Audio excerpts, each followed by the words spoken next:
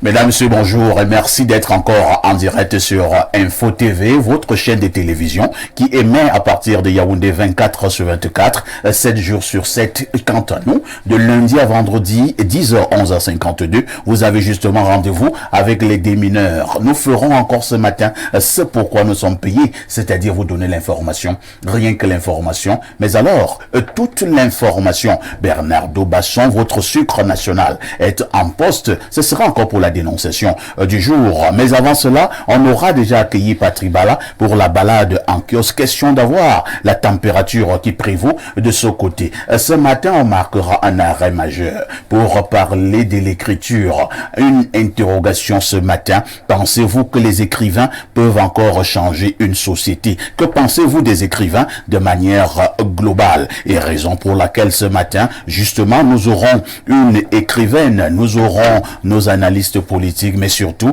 notre consultant et sans oublier notre invité permanent. Au canal 307 sur Canal Plus International, vous êtes des téléspectateurs privilégiés. On commence donc par accueillir justement nos amis qui sont déjà en studio. Galanterie oblige. On commence donc par la dame. Elle s'appelle Éternelle Niki Ngossi. Bonjour. Bonjour. J'espère que j'ai bien prononcé. Excellemment. Ah, d'accord. Ngossi. Oui. C'est un nom bassa, je présume. C'est la royauté, vous voyez. La royauté? Oui, les Bassa, c'est, vous le savez, non? J'espère que Blériot est comblé quand il entend ça. J'en suis convaincu. Je souligne que vous êtes écrivaine. Oui. Et puisque vous êtes écrivaine, une écrivaine, c'est justement celle-là qui écrit. Vous avez donc un nouvel ouvrage intitulé « Lueur brisée ». « Lueur brisée », c'est un ouvrage pratiquement... 100 pages. De 200 pages. 100 pages. 100 pages. Oui. Alors, il s'agit de quoi? C'est un recueil de nouvelles, comme vous l'avez dit précédemment. Alors, la première nouvelle qui s'appelle Lueur brisée, qui est la nouvelle éponyme, parle des violences faites aux femmes. Donc, c'est une histoire d'une très jeune fille, une jeune fille qui est passionnée par l'école. On lui a demandé, on sait que c'est par là qu'elle réussira. Malheureusement, son destin prend un autre tournant quand elle rencontre à nouveau une de ses amies d'enfance qui, elle, est passée par toutes les couches de la douleur et des traumatismes sociaux. Et donc, il faut lire l'œuvre pour voir la suite. Parce qu'elle lui a brisé toutes les formes, toutes les vagues des émotions. Les péripéties d'une dame, d'une fille? Oui, d'une jeune femme, oui. Qui a renoncé à ses rêves par amour, malheureusement. Elle a été déçue? Oui. Bon, déçue, je sais pas. Lisez, vous verrez, je sais pas. Vous voulez garder un suspense? Tout à fait, c'est important, non? Alors, à votre actif, combien d'ouvrages? C'est le tout premier, en fait, le tout premier de ce style-là. Mais avant cela, je suis enseignante également. Oui. Je sais pas qu'on me dira pas dessus par rapport à ça. Mais je suis enseignante. Oui. Et donc, vous enseignez quoi? L'informatique. C'est paradoxal, mais c'est vrai. Au collège, au secondaire. Donc, voilà, la première, j'ai déjà produit avant, mais c'était plus dans le domaine justement de l'enseignement de l'informatique. Mais c'est la première fois que je m'essaye à cela et c'était un plaisir. Et qu'est-ce qui vous a amené à l'écriture? Mon slogan c'est lire, écrire pour vivre.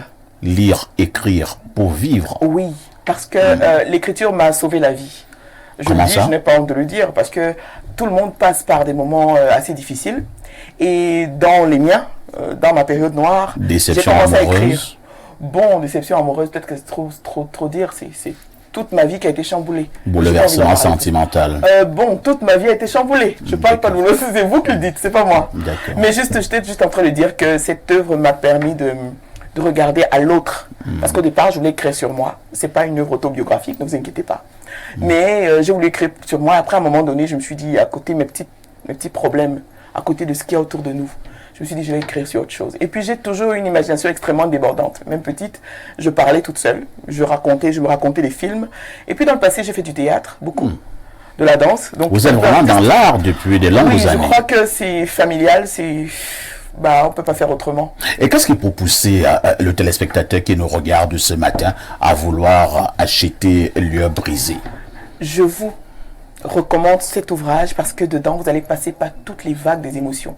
Si vous voulez vivre des sensations fortes, vivre de la colère, de la joie, de l'amour, de la tendresse, de la pitié. Vous allez passer, lisez ça. Et comment faire pour l'acquérir? Où Alors, est-ce qu'on peut le trouver? Bon alors, en ce moment, il est disponible sur YouScribe. Le lien est disponible sur ma page Facebook Éternel Niki, l'écrivaine ou pas, ou l'autre. Et donc, vous pouvez également la voir à Yaoundé. Je vais donner mes contacts tout à l'heure. Oui. Voilà. Et puis, et à Douala également. Je donnerai le contact également. Vous pouvez la voir. D'accord.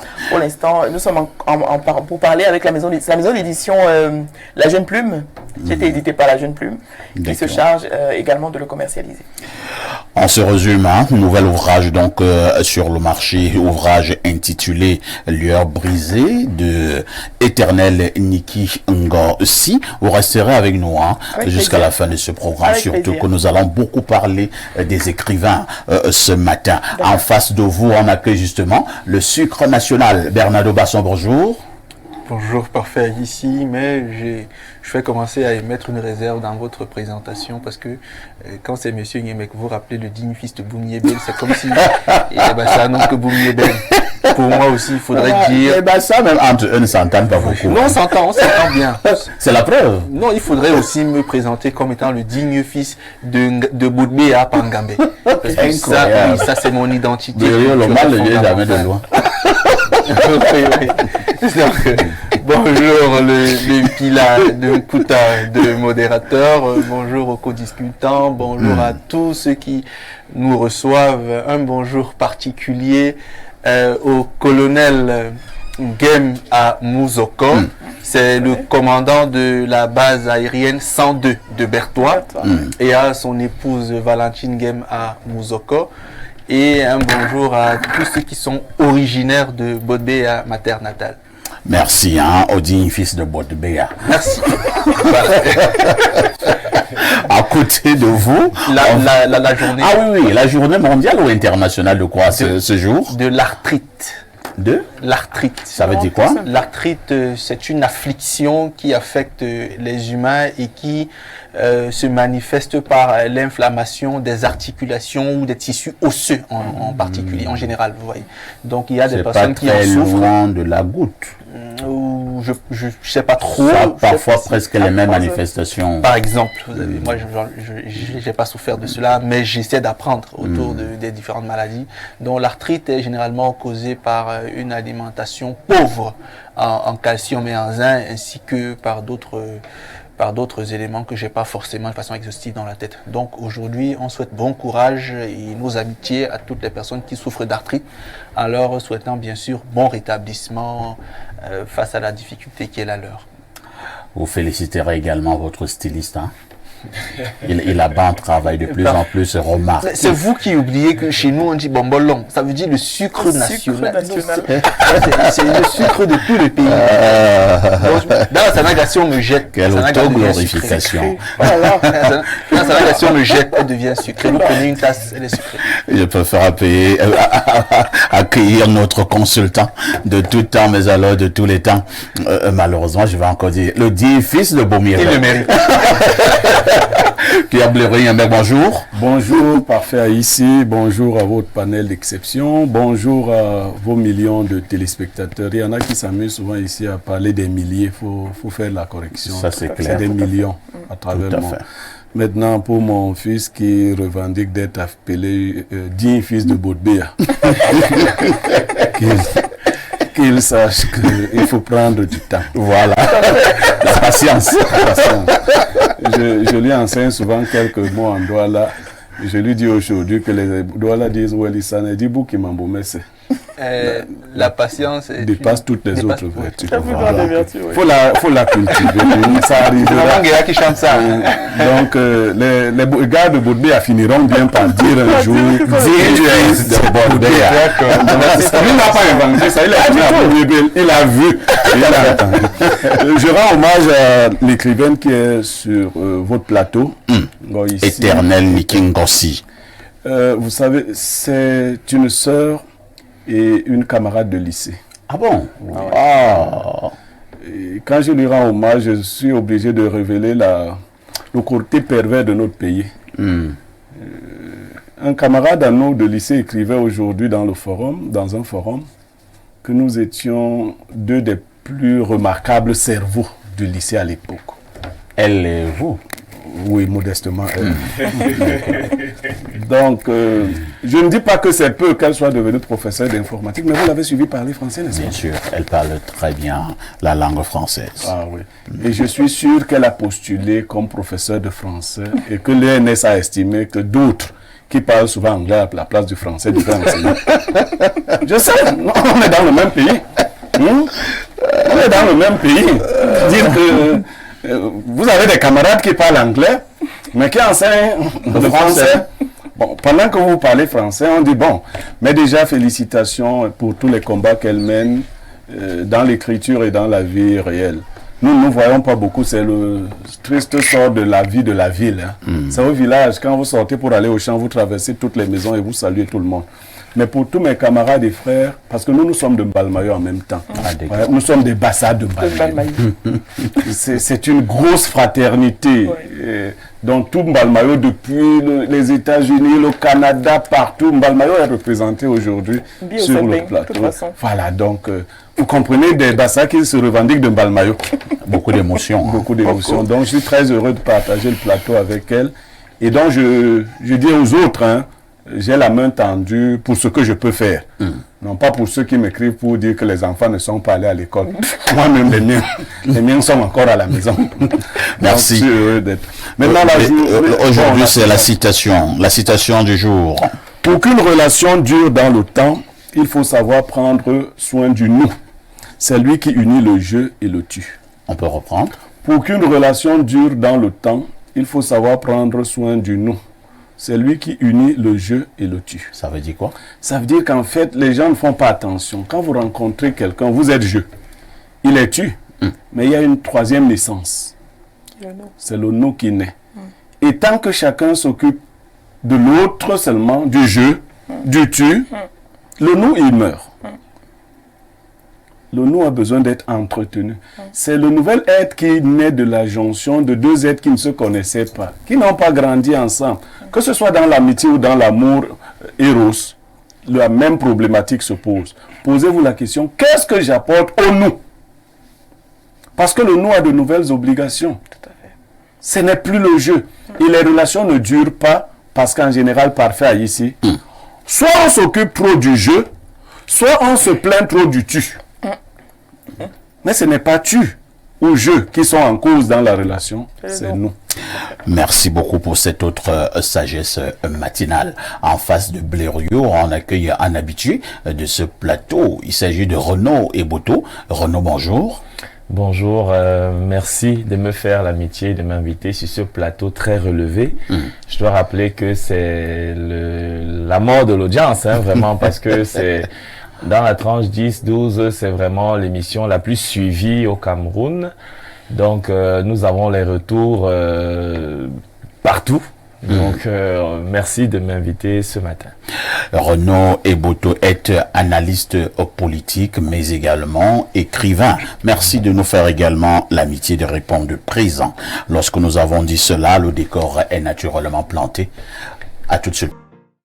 Patrick Bala, bonjour. Bonjour Parfait ici, bonjour à votre exceptionnel panel, bonjour également aux millions de téléspectateurs. Le bleu vous va à merveille, hein? Bah, j'ai pas le rose ce matin. Aujourd'hui, vous n'êtes pas amoureux. Vous avez été taquiné hier, vous avez fui le rose. Bon, j'ai quand même mis ça dans une valise à côté. N'allez pas jeter votre chemise rose. Non, c'est quand même bien gardé.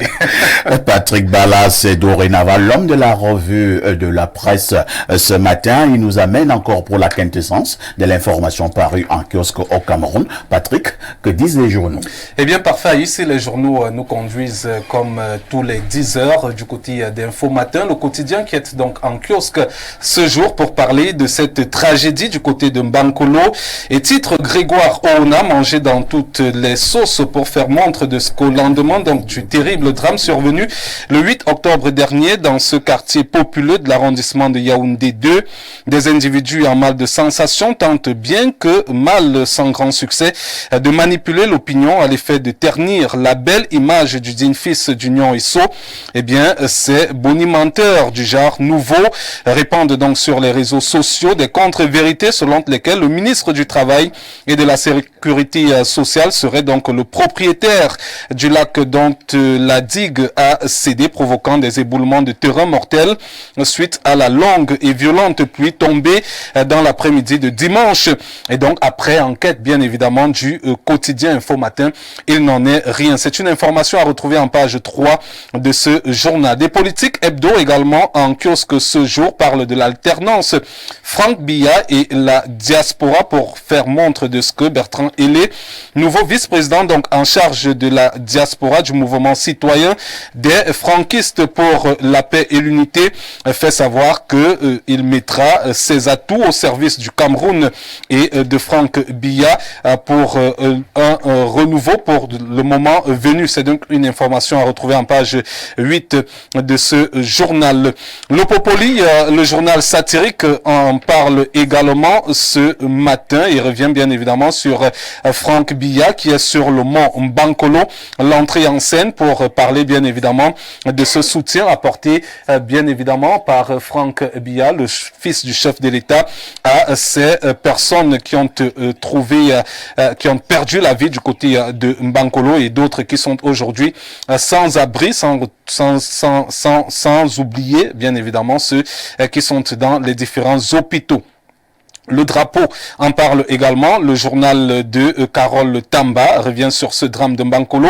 Le gouvernement opte pour les démolitions et nous fait savoir qu'après donc le récent éboulement meurtrier de Mbankolo, le gouvernement a pris la décision de démolir toutes les habitations de la zone. Eh bien, ce qu'il faut savoir parfois ici, c'est que ces démolitions ont débuté hier et vont naturellement se poursuivre. Un délai de 24 heures avait été accordé aux populations pour quitter les lieux des mesures étatiques visées, donc qui visent à assurer la sécurité des citoyens. C'est à retrouver en page 2 de ce journal.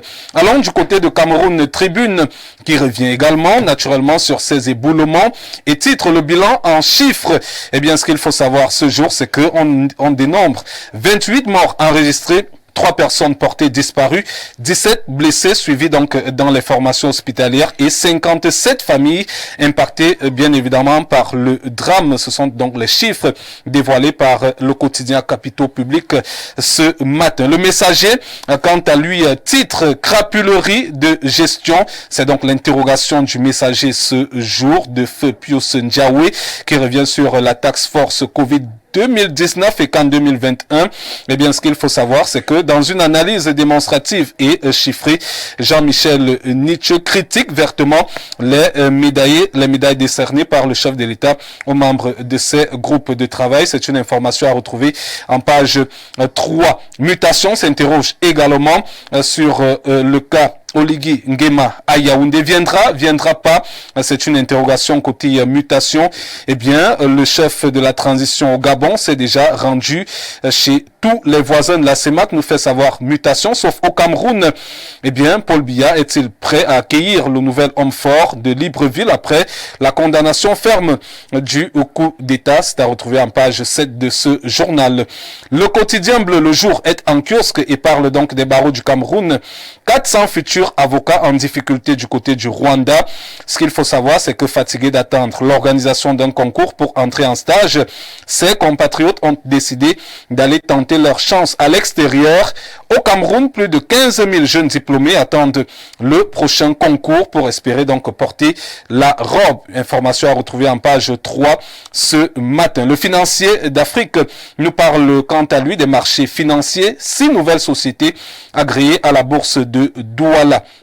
Eh bien, ce qu'il faut savoir, c'est qu'elles ont reçu leur agrément de la COSUMAF le 2 octobre dernier en qualité de société de bourse, société de gestion actifs financiers conseillers en investissement et fonds communs. C'est une information à retrouver donc dans ce journal. Réalité Plus est également en kiosque et revient sur l'actualité du ministre Paul Atanga Nji, président donc de la Commission nationale du Hadj.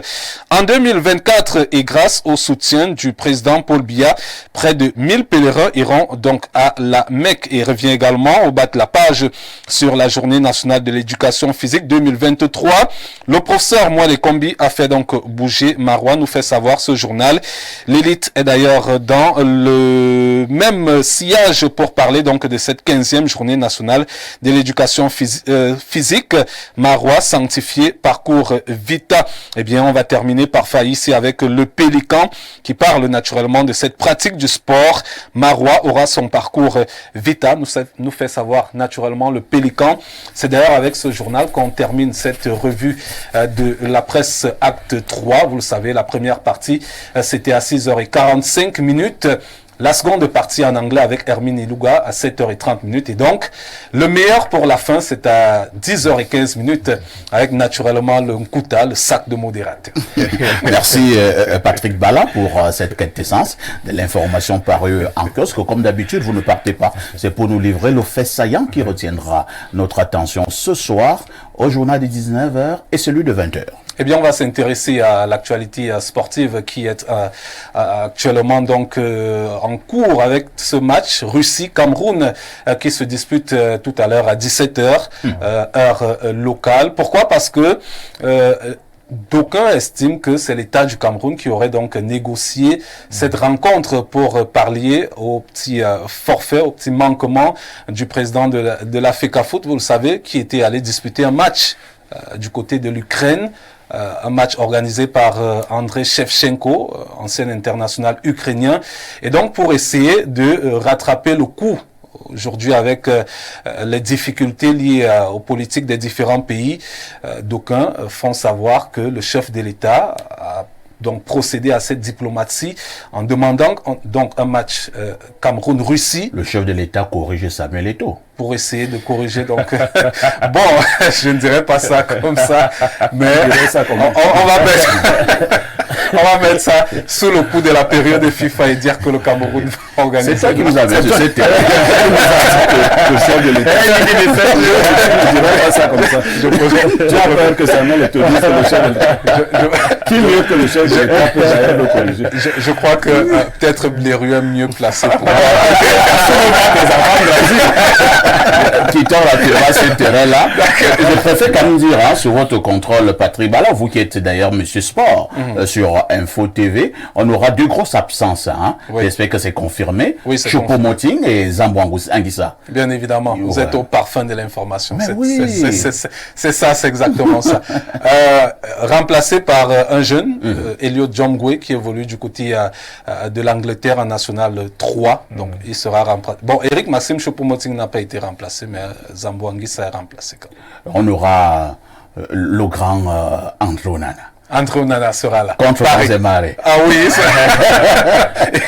il sera là. Même si il y a une réflexion qui est en cours, savoir s'il va participer à la CAN ou pas. Vous savez qu'il y a des résultats un peu ambigus avec son club.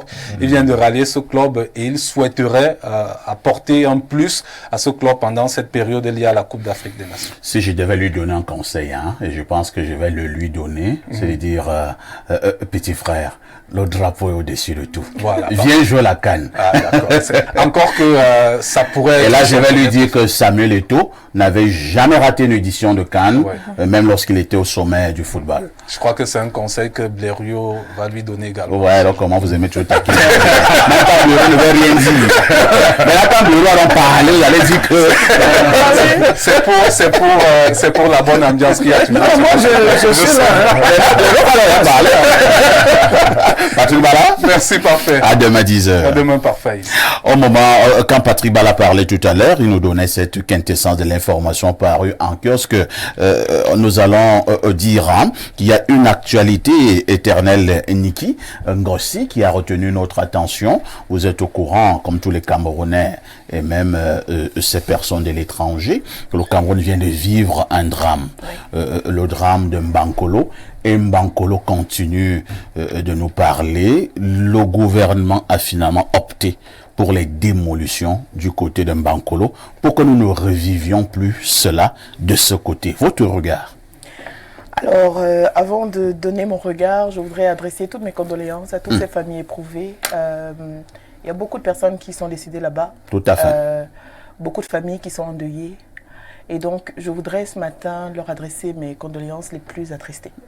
Et en dit cela, je pense que l'idée des démolitions n'est pas mauvaise. Le problème au Cameroun, c'est qu'on s'arrête souvent à ça. Où vont ces personnes après? Même si elles sont pas toutes mortes, et même elles étaient propriétaires, je ne sais pas si elles avaient un titre foncier, je ne peux pas le dire, je ne le sais pas. Mais même si elles n'en avaient pas, je pense qu'il est du devoir de l'État du Cameroun de protéger ses citoyens. Ça veut dire que de pouvoir les relocaliser quelque part, pas juste les casser. Entre-temps, nous revenons donc au vieux débat. Oui. Parce que lorsqu'on ne casse pas, Oui. il est fort possible que nous ayons ce que nous avons vécu dans la nuit de dimanche à lundi. Oui. Et lorsqu'on veut casser, Oui. il y a encore notre débat qui naît. Non. Que faisons-nous des personnes? Entre-temps, est-ce que l'État est en mesure de pouvoir recaser ces milliers de personnes qui sont en Bankolo? Je pense qu'on n'aurait pas ce problème aujourd'hui si on avait pensé mieux l'urbanisation de la ville. Bon, non, nous ne sommes plus en ce qui est passé. Mais Nous voulons résoudre un c'est problème. que là, il y a un problème là Voilà. maintenant. Mais il y en aura d'autres. Tout à Bankolo n'est pas la seule partie de Yaoundé ou du Cameroun. J'ai l'impression éternelle que sur ce même plateau, nous le faisions même dire entre guillemets de manière ironique, en disant que laissez ça. On citait déjà d'autres endroits où il y aura des catastrophes. On a cité Kounou, on a cité Yomaban, on a cité le Carrefour Pakita à Vorada, on est parti à Gandéré, à Eligedjoa, à Mendon, ainsi de suite. On a cité. Tout à fait. Maintenant, le gouvernement qui se sent mis dos au mur, dit donc pour que nous n'ayons plus ce genre de choses et pour que Blériot ne continue pas à avoir raison sur eux, on démolit. On démolit, mais on relocalise. Parce qu'il ne faut pas seulement démolir. C'est trop Et si facile. l'État ne peut pas le relocaliser, Il devrait trouver les moyens. Parce qu'au fond, toutes ces personnes, Oui. au niveau de tous ces flancs de collines, l'État peut vraiment les relocaliser au Cameroun? Yaoundé peut s'étendre à l'infini. L'État peut décider. C'est lui qui décide. Moi, je pense, on peut aller très loin. Aujourd'hui, on est en Kosovo. Il y a quelques temps, il n'y avait pas Kosovo. On prend du terrain quelque part et puis on relocalise les gens. Merci bien. Plaisir. Pierre Blériot niait que le gouvernement opte pour les démolitions en Bankolo. Oui, ben, je vais vous dire toujours la charrue avant les bœufs. Toujours. Les enfants de cet État sont les pupilles de l'État. Même lorsque l'enfant a mal fait, est-ce qu'on le jette? C'est ça. Ils ont mal fait de se loger là-bas, là où ils sont logés. Oui. Mais j'ai même entendu une fois ici que l'État du Cameroun avait aidé un pays qui avait eu une catastrophe. Enfin, l'État du Cameroun aide souvent les pays étrangers. Vous êtes grand journaliste. Bien sûr. Bien sûr. C'est Et le bon, c'est là que je vous vois venir. Vous voyez venir attraper-moi avant que je n'arrive. Mais, un type qui ne peut pas s'occuper de ses enfants, dès qu'il attend qu'il y a une catastrophe ailleurs. C'est la solidarité Mais la solidarité. mondiale. Mais attends, charity begins at home, Ah, yes. disent les Anglais. It's true. Ça commence à la maison. C'est à la maison. Donc, de toutes les façons, on ne jette pas ses enfants. Comme ça. Finalement, alors l'État fait donc quoi? Non, l'État On les démolit donc pas. Non, il démolit. Voilà. Il démolit. Mais, comme elle a dit, il relocalise. En même temps également, Et il y a des moyens pour ça. mais- Blériot, en même temps également, au moment où vous et moi, nous sommes en train de parler sur ce plateau, il y en a qui sont en train de construire sur les flancs de montagne. Oui, oui, ça- Et lorsqu'il y aura un problème, on va dire non, l'État doit les pas relocaliser. ici. L'État doit les Pas relocaliser. ici. Je vous- C'est toi-même, tu te mets, Blériot, je te relance, Oui. toi-même, tu te mets dans une situation illégale. Oui. Et à la fin, tu vas être dédommagé. Oui, mais je vais vous dire, hein, c'est parce que nous n'avons pas encore vu un État qui se comporte bien. Je vous ai souvent dit que la plupart de nos dirigeants dans des pays normaux ne seraient même pas chefs de bloc. Vous croyez ça? Chef de bloc. La plupart des gens qui nous dirigent là, dans un pays normal. C'est excessif. Non, ne serait même pas chef de bloc. Parfait à ici, on ne se loge pas n'importe comment. Il y a donc des structures qui veillent à cela. Or, chez nous, c'est toujours la corruption. Parfois, si vous trouvez quelqu'un en train de construire, vous ne savez même pas comment il a jailli là. Mais la mairie et toutes les autres structures, le ministère de l'urbanisme, tout le monde passe. Et on vient, ben, vous savez ce que les gens font maintenant. On a la croix. La croix a la couleur rouge. Et les maçons savent qu'au moment de crépir, on va crépir ça. Donc ça amuse tout le monde. On dit non, il faut laisser comme c'est encore les papins nus. On finit d'abord la maison. Au moment de crépir, on va fermer ça. Donc toutes les maisons sont fermées avec la croix rouge à l'intérieur. Non, ce n'est pas des négociations. Si on agissait de manière prompte est responsable. C'est parce que les gens qui se logent dans ces endroits-là savent que l'État fait dans ce genre de fausse tolérance. Très bien. Donc, dès que vous essayez de vous loger, le lendemain, le chef de bloc a saisi le chef de quartier. Le chef de quartier a saisi le sous-préfet. Vous voyez? Mais nos sous-préfets font quoi dans les bureaux?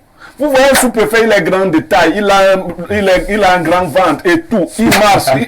Il ne fait rien. Il est au bureau toute la journée. Directement, on vient pour que vous ne disiez même pas que les matériaux, on vous enlève de là. Tout à fait. Et j'aime vous dire que Timé, vous n'avez une technique. Quand on vous casse, c'est vous qui payez. Tout à fait. En principe. Oui, oui, vous payez les frais de casse. Les gens, c'est quand les gens sont ici, ils ne sont même pas souvent venus de Yaoundé, ils ne sont pas de Yaoundé. Dès qu'ils s'installent, ils appellent ses frais du village, ils disent non, c'est libre. Venez. Ça y est. Oui, c'est libre. Et puis les gars, ils viennent, ils s'installent. Merci. Renaud et Boto, nous avons suivi Madame le ministre de l'Habitat, c'est Madame Célestine Ketcha Cortés, qui, j'ai eu l'impression qu'elle était une fan de cette émission. Ce n'est qu'une impression, parce qu'elle disait que pour que cela n'arrive plus en Bankolo, parce que nous avons dit que ça va encore arriver. Donc, ce qui arrive en Bankolo va encore arriver. Et Madame Ketcha aussi a dit à l'interview que ça va encore arriver. Et pour que ça n'arrive donc pas, ils ont pris la responsabilité, il faut casser. Pour que Bleureux ne vienne pas encore parler ici. Ils disent qu'ils cassent. Maintenant, il y a la dame sur le plateau qui dit que oui, il faut casser. Mais on les met où? Oui, le problème pour relocaliser ces populations, c'est qu'il faut qu'elles soient dans un bon droit. C'est-à-dire que l'État ne peut pas relocaliser des personnes qui sont en infraction. Parce que vous savez, les zones de montagne, les marécages et les mangroves, c'est le domaine privé de l'État. Donc voilà des gens qui sont allés s'installer de manière frauduleuse dans le domaine privé de l'État. Aujourd'hui, donc, une catastrophe survient. L'État décide donc de ne plus appliquer la tolérance administrative et de récupérer son domaine. Et l'État devrait les dédommager. Il faudrait qu'ils soient dans leur bon droit pour que ça puisse se faire. Quelles sont ces dispositions-là C'est-à-dire que, par exemple, s'il y a une expropriation pour non, il ne s'agit pas de ça. Non, il ne s'agit pas de ça. Là, il s'agit d'une catastrophe qui s'est produite. Et là, et dans tous les grands ministères que vous avez cités là, il y a une rubrique pour ça. Et le chef de l'État a donc envoyé des matelas aux gens qui sont dans leur mauvais droit parce qu'ils ont... mais attends, il y a quand même la solidarité. Toi aussi, Bleu. Est-ce que c'est même la solidarité? Est-ce que c'est... Non, c'est que... Même si se sont installés en illégalité, mais s'ils sont quand même victimes d'une catastrophe, l'État a l'obligation de leur venir. Alors, c'est une obligation, ce n'est pas une solidarité. Maintenant, est-ce que l'État a l'obligation de les loger à nouveau? Oui! Je vous dis que c'est le cas pour les États sérieux, mais essayez de voir ailleurs comment ça se passe. Non, mais il faut quand même dire... Donc on va les jeter dans le plein air. Non, c'est pas ce qu'on va faire. Comment quand on va casser. Il faut quand même ne pas encourager. Non, ce n'est pas ça la problématique. Les gens... Quand on va casser, on va leur dire, perdez-vous comme ça. Si nous partons également sur le chemin que vous êtes en train de donner à Blériot, ça va également encourager d'autres à aller s'installer illégalement à des endroits, en sachant que dès qu'on va venir les casser, l'État va les recaser. Il y a une perte en vie humaine. Vous dites? Oui, il y a une perte en vie humaine. Donc quelqu'un va se lever, aller se suicider, parce qu'en fait, ce que vous dites... Mais c'est le cas, Blériot l'a dit ici. C'est le cas. Pour le cas, les gens sont allés s'installer, c'est un suicide. Mais est-ce que vous vous rendez compte qu'il y a des gens qui ne sont peut-être pas au courant de la législation? Non, il parlait la loi. Il parlait de gens qui viennent d'ailleurs, qui se retrouvent et qui appellent gauche et droite. Il y a certaines personnes, je vous assure, il y a des gens qui continuent à vendre la mangrove. Ils ne savent même pas qu'ils doivent faire. Ils savent qu'ils sont propriétaires de cette mangrove-là, parce que leurs ancêtres étaient là avant. Est-ce qu'on fait suffisamment de campagnes de sensibilisation pour éduquer les populations? Je ne parle pas de forats à Hilton. Je parle d'aller au-devant des populations qui vont entendre et comprendre ce qu'on leur dit. Très bien. Renaud, vous chutez. Oui, moi je dois dire que il y a trois principales causes de ce que nous avons vécu à Bankolo. Il y a d'abord la nature. Et il faut dire que si on se base même uniquement sur la nature, c'est un phénomène qui va encore peut-être arriver. Parce que vous voyez que nous sommes actuellement nous sommes en 2023. Et les grosses crevettes sont sorties à Douala. Vous savez, elles sortent tous les 4 ans, les Mbéatoé. Ouais, ça veut dire que la pluviométrie augmente quand ces crevettes doivent sortir, celles à qui on doit le nom du Cameroun. Donc, du coup, on aura beaucoup plus de précipitations. Donc, les zones à risque doivent être déguerpies. Parce que si on ne le fait pas, il y aura des risques de catastrophe. Parce qu'on parle de Bankolo aujourd'hui, mais allez voir Colbison. Il y a un lac là qui est... Boto, l'État, c'est comme le parent. Mais c'est le parent. Est-ce que tu le sais? Ça veut dire que pendant que tu parles à ces populations, tu parles des enfants de l'État. Tout à fait. Qu'on ne jette pas. On est d'accord. On ne jette pas. C'est même les gens là qui votent le RDPC. Donc, tu peux même pas... Je comprends pas. Mais donc, le RDPC doit les relocaliser. Oui, mais la deuxième cause, c'est la population. Il faut leur dire que c'est des zones où on ne construit pas. Moi, j'ai même refusé une minute de silence ici. Voilà. Parce que j'ai dit que les gens qui vont se mettre là-bas, c'est des suicidaires. Ça, je leur ai dit. Donc, je ne suis pas avec eux. Maintenant, quand on casse, on relocalise. On est d'accord. Et maintenant, la troisième cause, c'est là où je suis d'accord avec toi, c'est l'État. C'est-à-dire que pourquoi ces gens vont se construire dans ce type de zone? C'est parce que peut-être en zone rurale, il n'y a pas d'aménagement. Savons que vous faites philosophie, vous savez que l'être humain est mu par le bien-être et le bonheur. C'est le désir de l'être humain. Donc, quelqu'un qui sait que je vis à Ayos, je fais 5 jours sans électricité, a l'intention de venir à Yaoundé où il y a des commodités pour pouvoir vivre décemment. Donc, malheureusement, Yaoundé est une ville où la vie a un certain coût. Et ne pouvant pas payer le coût de la vie, parce qu'on l'a déjà suffisamment dit sur ce plateau, le pouvoir d'achat des Camerounais est très faible. Il choisit donc d'aller s'installer dans des zones à risque au péril de sa vie. Et quand l'État, on le voit s'installer, parce que ce n'est pas des générations spontanées. Merci bien. Mais la chose de l'État, je termine par là, c'est que l'État aurait dû empêcher à ces gens de s'installer là. La tolérance administrative a fait qu'ils ont déposé un deuxième parcelle, un troisième parcelle. Bernardo Basson, c'est vous qui êtes juriste, hein, parce que en même temps il y a un problème à caractère social, en même temps il y a un problème de droit, qui se pose au niveau de cette affaire. Un monsieur qui s'installe en toute illégalité dans un endroit, s'il y a un problème, est-ce que l'État a l'obligation de le dédommager? Excellente question. Non. Voilà. Parce que là, c'est une question de droit. Absolument pas. L'État vous dédommage lorsque vous êtes propriétaire effectif d'une parcelle de terre et lorsque l'État engage la procédure d'expropriation. Non, il faudrait que l'État vous exproprie pour une cause d'utilité publique et en se rendant compte de ce que vous êtes effectivement propriétaire de votre espace de terre, tout ce que cela implique, donc la détention ou la possession d'un titre foncier régulièrement établi pour que l'État pense à vous dédommager. Excepté cela, ce n'est même pas hypothétique, ce n'est même pas envisageable. Je suis d'accord avec René Boto sur 2 points. Hein. Premièrement, qu'est-ce que la ville? La ville, c'est un assemblage ordonné, je mets l'emphase sur ordonné, de domiciles et de personnes vivant de façon proche les unes des autres. Donc, une fois qu'on parle de ville, l'élément sous-jacent le plus important, c'est la notion d'ordre. Et donc, l'ordre postule de ce que le gouvernement devrait, a priori, cibler les zones dangereuses et les interdire manifestement, mécaniquement et emphatiquement. Et ensuite, les zones qui sont propices à l'habitat, également le gouvernement et l'État devraient les aménager. On voit la maïture, on voit la SIC qui l'ont fait pour certains quartiers avec des parcelles, des lots bien organisés. Donc on a l'impression que depuis le délégué du gouvernement qui a précédé M. Timi Vouna, j'ai oublié comment on l'appelait, je pense peut-être même un peu avant lui, je pense que c'était M. Emma Basile, je pense que depuis la période des avant Emma Basile, c'était Foudan.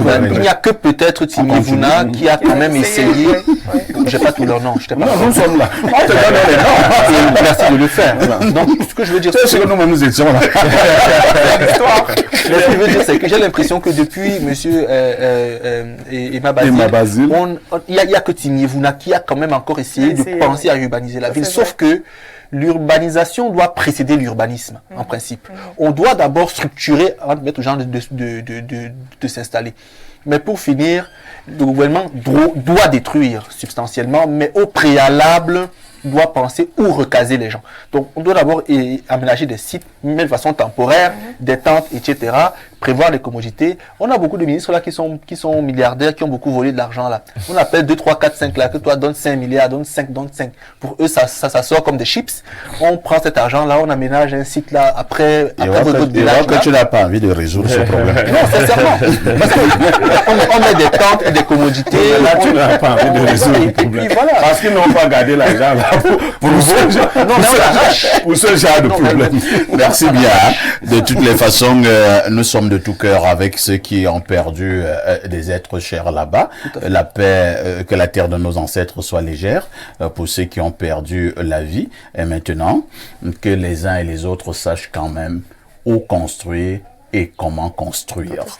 On repasse la parole à Bernardo pour la dénonciation du jour. Parfait, Alici. Aujourd'hui, dans mes investigations pour la dénonciation, je m'arrête sur l'hôpital central de Yaoundé. Et j'ai pris quelques notes. Alors, le laboratoire de l'hôpital central de Yaoundé manque de réactifs. Les réactifs, ce sont des produits qui sont utilisés par les laborantins et les biologistes pour procéder à des examens. Manque de réactifs. L'hôpital central de Yaoundé, dans son laboratoire, refuse les vacataires.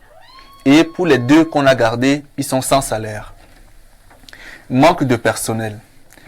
Personnel du laboratoire vieillissant. Et le pire que j'ai constaté, c'est que dans cet hôpital, les examens, les analyses ne sont pas toujours poussées à bout. Donc parfois, les laborantins supputent sur les résultats et attribuent des résultats comme ça, sans pousser à fond l'analyse. Plus loin, l'hôpital central de Yaoundé n'arrive pas de lui-même à réaliser l'électrophorèse pour ceux qui veulent faire des enfants. On prend les échantillons et on envoie au centre Pasteur parce qu'il n'y a pas d'automate, du moins il n'y en avait pas. Ils ont reçu un il y a quelques mois qui a fait presque 2 ans sur place sans être utilisé puisque celui qu'on devait former, qui est même un Camerounais, n'avait pas encore été approché. Donc au Cameroun, l'hôpital central de Yaoundé n'arrive pas à avoir un laboratoire qui a été fermé durant 3 mois pour manque de matériel, pas du laboratoire.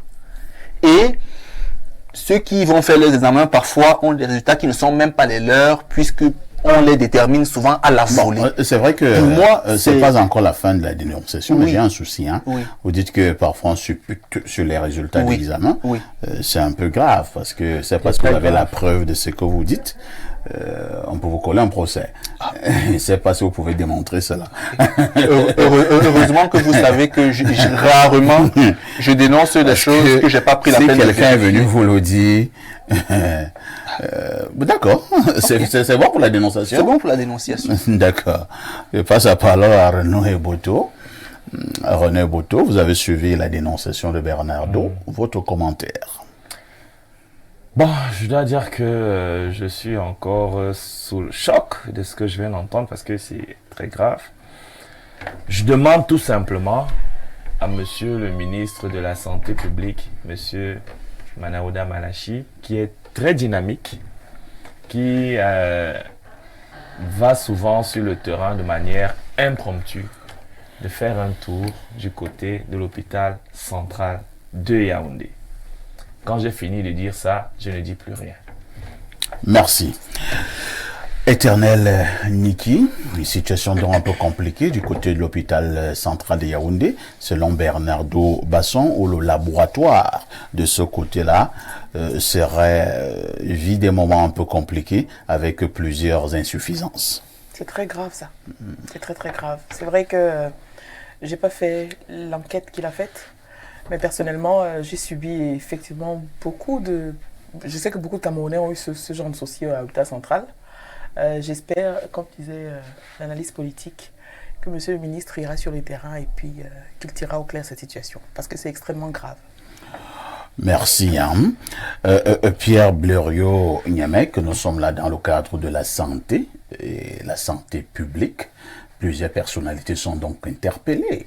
On commence par le ministre de la Santé lui-même, le docteur Malachi Manaouda.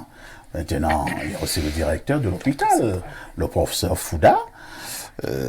Apparemment, au niveau du laboratoire, ça ne va pas. Donc, au lieu de craindre un procès qu'on collerait à Bernardo, Oui. Professeur Fouda ferait bien de faire descendre une équipe d'Info TV dans les laboratoires et démontrer la fausseté de tout ce que Bernardo vient de dire. C'est-à-dire que nous sommes disposés à envoyer des équipes là-bas et là on montre, il y a l'électrophorèse y passe, ainsi de suite. Ainsi de suite. Bernardo sera... Il y aura honte. Oui, tout à fait, nous aurons honte et on fera les Mea culpa. le mea culpa qui est d'ailleurs déontologique en matière de communication. Nous reviendrons ici dans les mêmes conditions. Cela s'appelle droit de réponse. Justement. Et nous ferons cela. Quand cela ne serait pas fait, il faut dire que l'hôpital de Yaoundé, central de Yaoundé, moi je suis né à Yaoundé, hein, donc je ne suis pas comme les gens qui sont nés au village et tout ça. Il y avait un pavillon qu'on appelait Baudelot, c'est comme ça que ma grand-mère prononçait ça. C'est là-bas que je suis né. Mais c'est terrible quand même. Cet hôpital n'a pas fière allure. Non, non. Cet hôpital n'a pas fière allure. Cet hôpital a normalement la référence nécessaire pour être le plus grand hôpital de Yaoundé. Du Cameroun. Bon, quand je dis Yaoundé, le Cameroun, c'est Yaoundé. C'est la capitale. C'est Bia qui avait dit ça. Que le Cameroun, c'est Yaoundé. Donc, je ne sais pas pourquoi toi tu dis encore. Il n'a jamais dit ça. Non, il avait dit, tu n'étais pas là, que tant que Yaoundé respire. Le Le Cameroun. Cameroun, c'est Yaoundé. Donc voilà un hôpital dont la gestion peut-être pose problème. Mais le fonctionnement au quotidien. J'aime vous dire en termes de statistiques que l'hôpital central de Yaoundé est l'hôpital qui a le plus grand nombre de spécialistes. Tout à fait. Et le plus grand nombre de spécialités de ceci. Mais seulement quand vous arrivez, allez voir les chambres des malades. Vraiment. C'est des mouroirs quand même. Vous voyez un truc, vous demandez si votre malade ne va pas sortir de là avec d'autres infections. Ce n'est pas normal. Donc le ministre n'est pas le directeur de l'hôpital. Il doit faire sa part. Le directeur de l'hôpital aussi a sa part à faire. Le personnel de santé se plaint de plus en plus parfois ici du sous-nombre. Parce qu'actuellement, on ne recrute pas beaucoup, mais ce n'est pas seulement de la compétence du ministre. Les mécanismes de recrutement au Cameroun sont décidés un peu plus haut. Nous avons un personnel vieillissant, ça peut s'observer, et démotivé. Tout à fait. Quand vous allez dans nos hôpitaux aujourd'hui, on vous traite mieux dans les cliniques parce que là-bas vous payez cher, mais dans les hôpitaux publics, il y a une démotivation. Les gens vous regardent, je crois qu'ils ont leur OTA, c'est comme ça qu'eux ils ont appelé ça. Ils font leur OTA. On a trop attendu. Et on les voit souvent assis. D'ailleurs, je vous révèle ici que dernièrement, il y a eu un incident grave qui mettait en exergue un médecin qui aurait été, entre guillemets, violenté par des gendarmes. Vous savez ce que les médecins ont décidé pour se faire entendre? Non. De décider de ne plus soigner les gendarmes. Je crois que la situation est revenue au calme. Mais il y a aussi l'autre problème. L'ordre des médecins est en hibernation actuellement. Il n'y a pas de président jusqu'à... Il n'y a pas de bureau. Et c'est dangereux parce on n'en parle même plus. Parce que parfois ici, on ne peut pas renvoyer entre les mains du ministre de la Santé les prérogatives de l'ordre des médecins. Tout à fait. Il faut que la question de l'ordre des médecins soit résolue. Le ministre doit, il le fait déjà, mais il doit poursuivre cette action. Il faut qu'au plus tôt, parce que les plaintes que nous formulons là, nous aurions dû les adresser directement à l'ordre des médecins. Oui, mais l'élection est bloquée. L'élection est bloquée pourquoi? Parce que depuis des années, c'est les médecins du privé qui avaient confisqué l'ordre des médecins. Or, il y a les médecins du public, qui sont les plus nombreux d'ailleurs. Il y a les médecins confessionnels, etc. Est-ce que c'est moi qui organise l'élection? Je dis que moi, je veux qu'il y ait un bureau. Juste ici. L'élection est bloquée. Le ministre a donc dû... Non, le ministre ne peut pas dire qu'il a dû.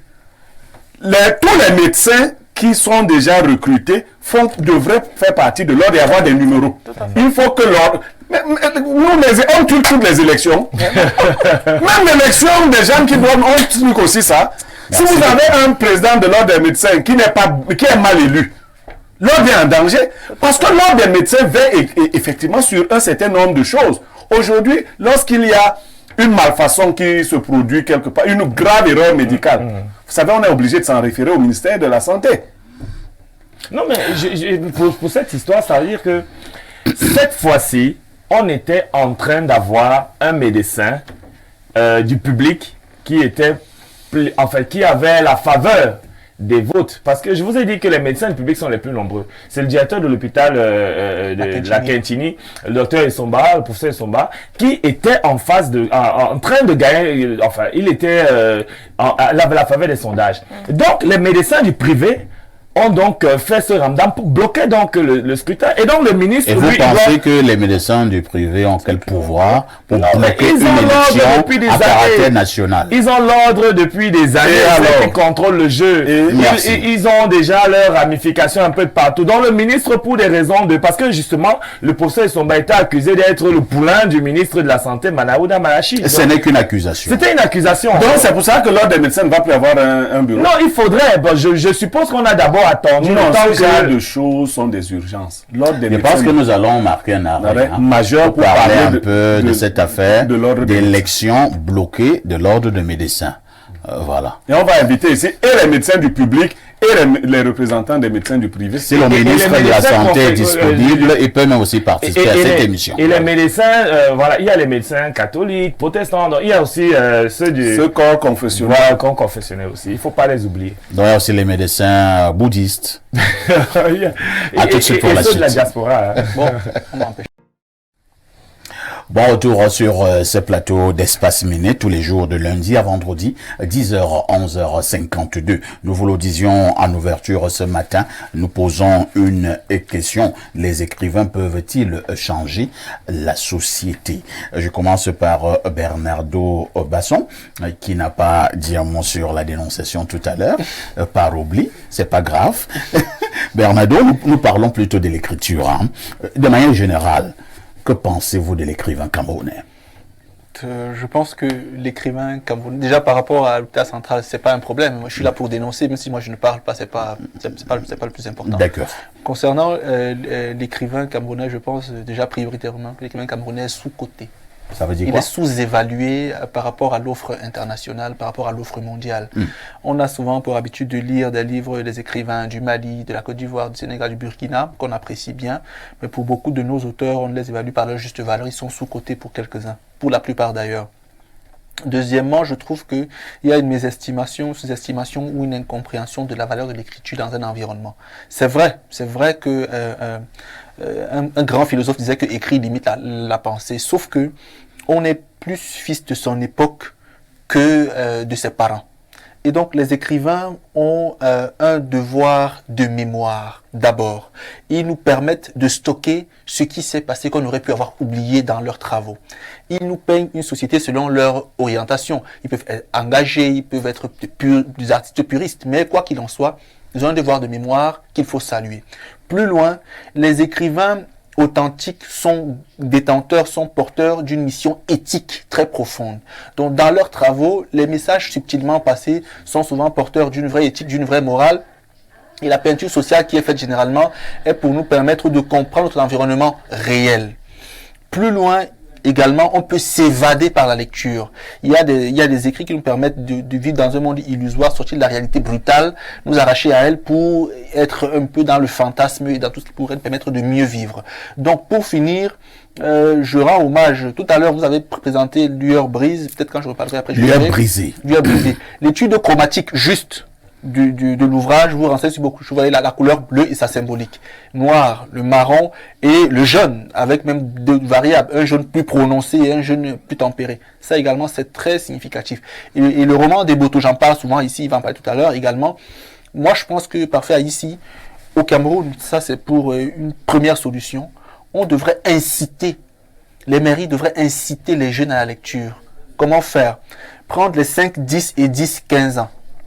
Créer tous les week-ends des campagnes de lecture. Les parents les emmènent obligatoirement dans un centre mis en place par la mairie et chaque enfant lit un paragraphe d'un ouvrage. Si vous le faites dès que l'enfant a 10 ans jusqu'à 15 ans, quelque part, il fera corriger la lecture et il pourra lire. Les livres contiennent beaucoup de sciences, beaucoup de connaissances, beaucoup de sagesse. Et on devrait rendre hommage à tous ceux qui permettent, à tous ceux qui se laissent aller à l'écriture parce que pour moi, ils nous apportent un grand plus dans notre société.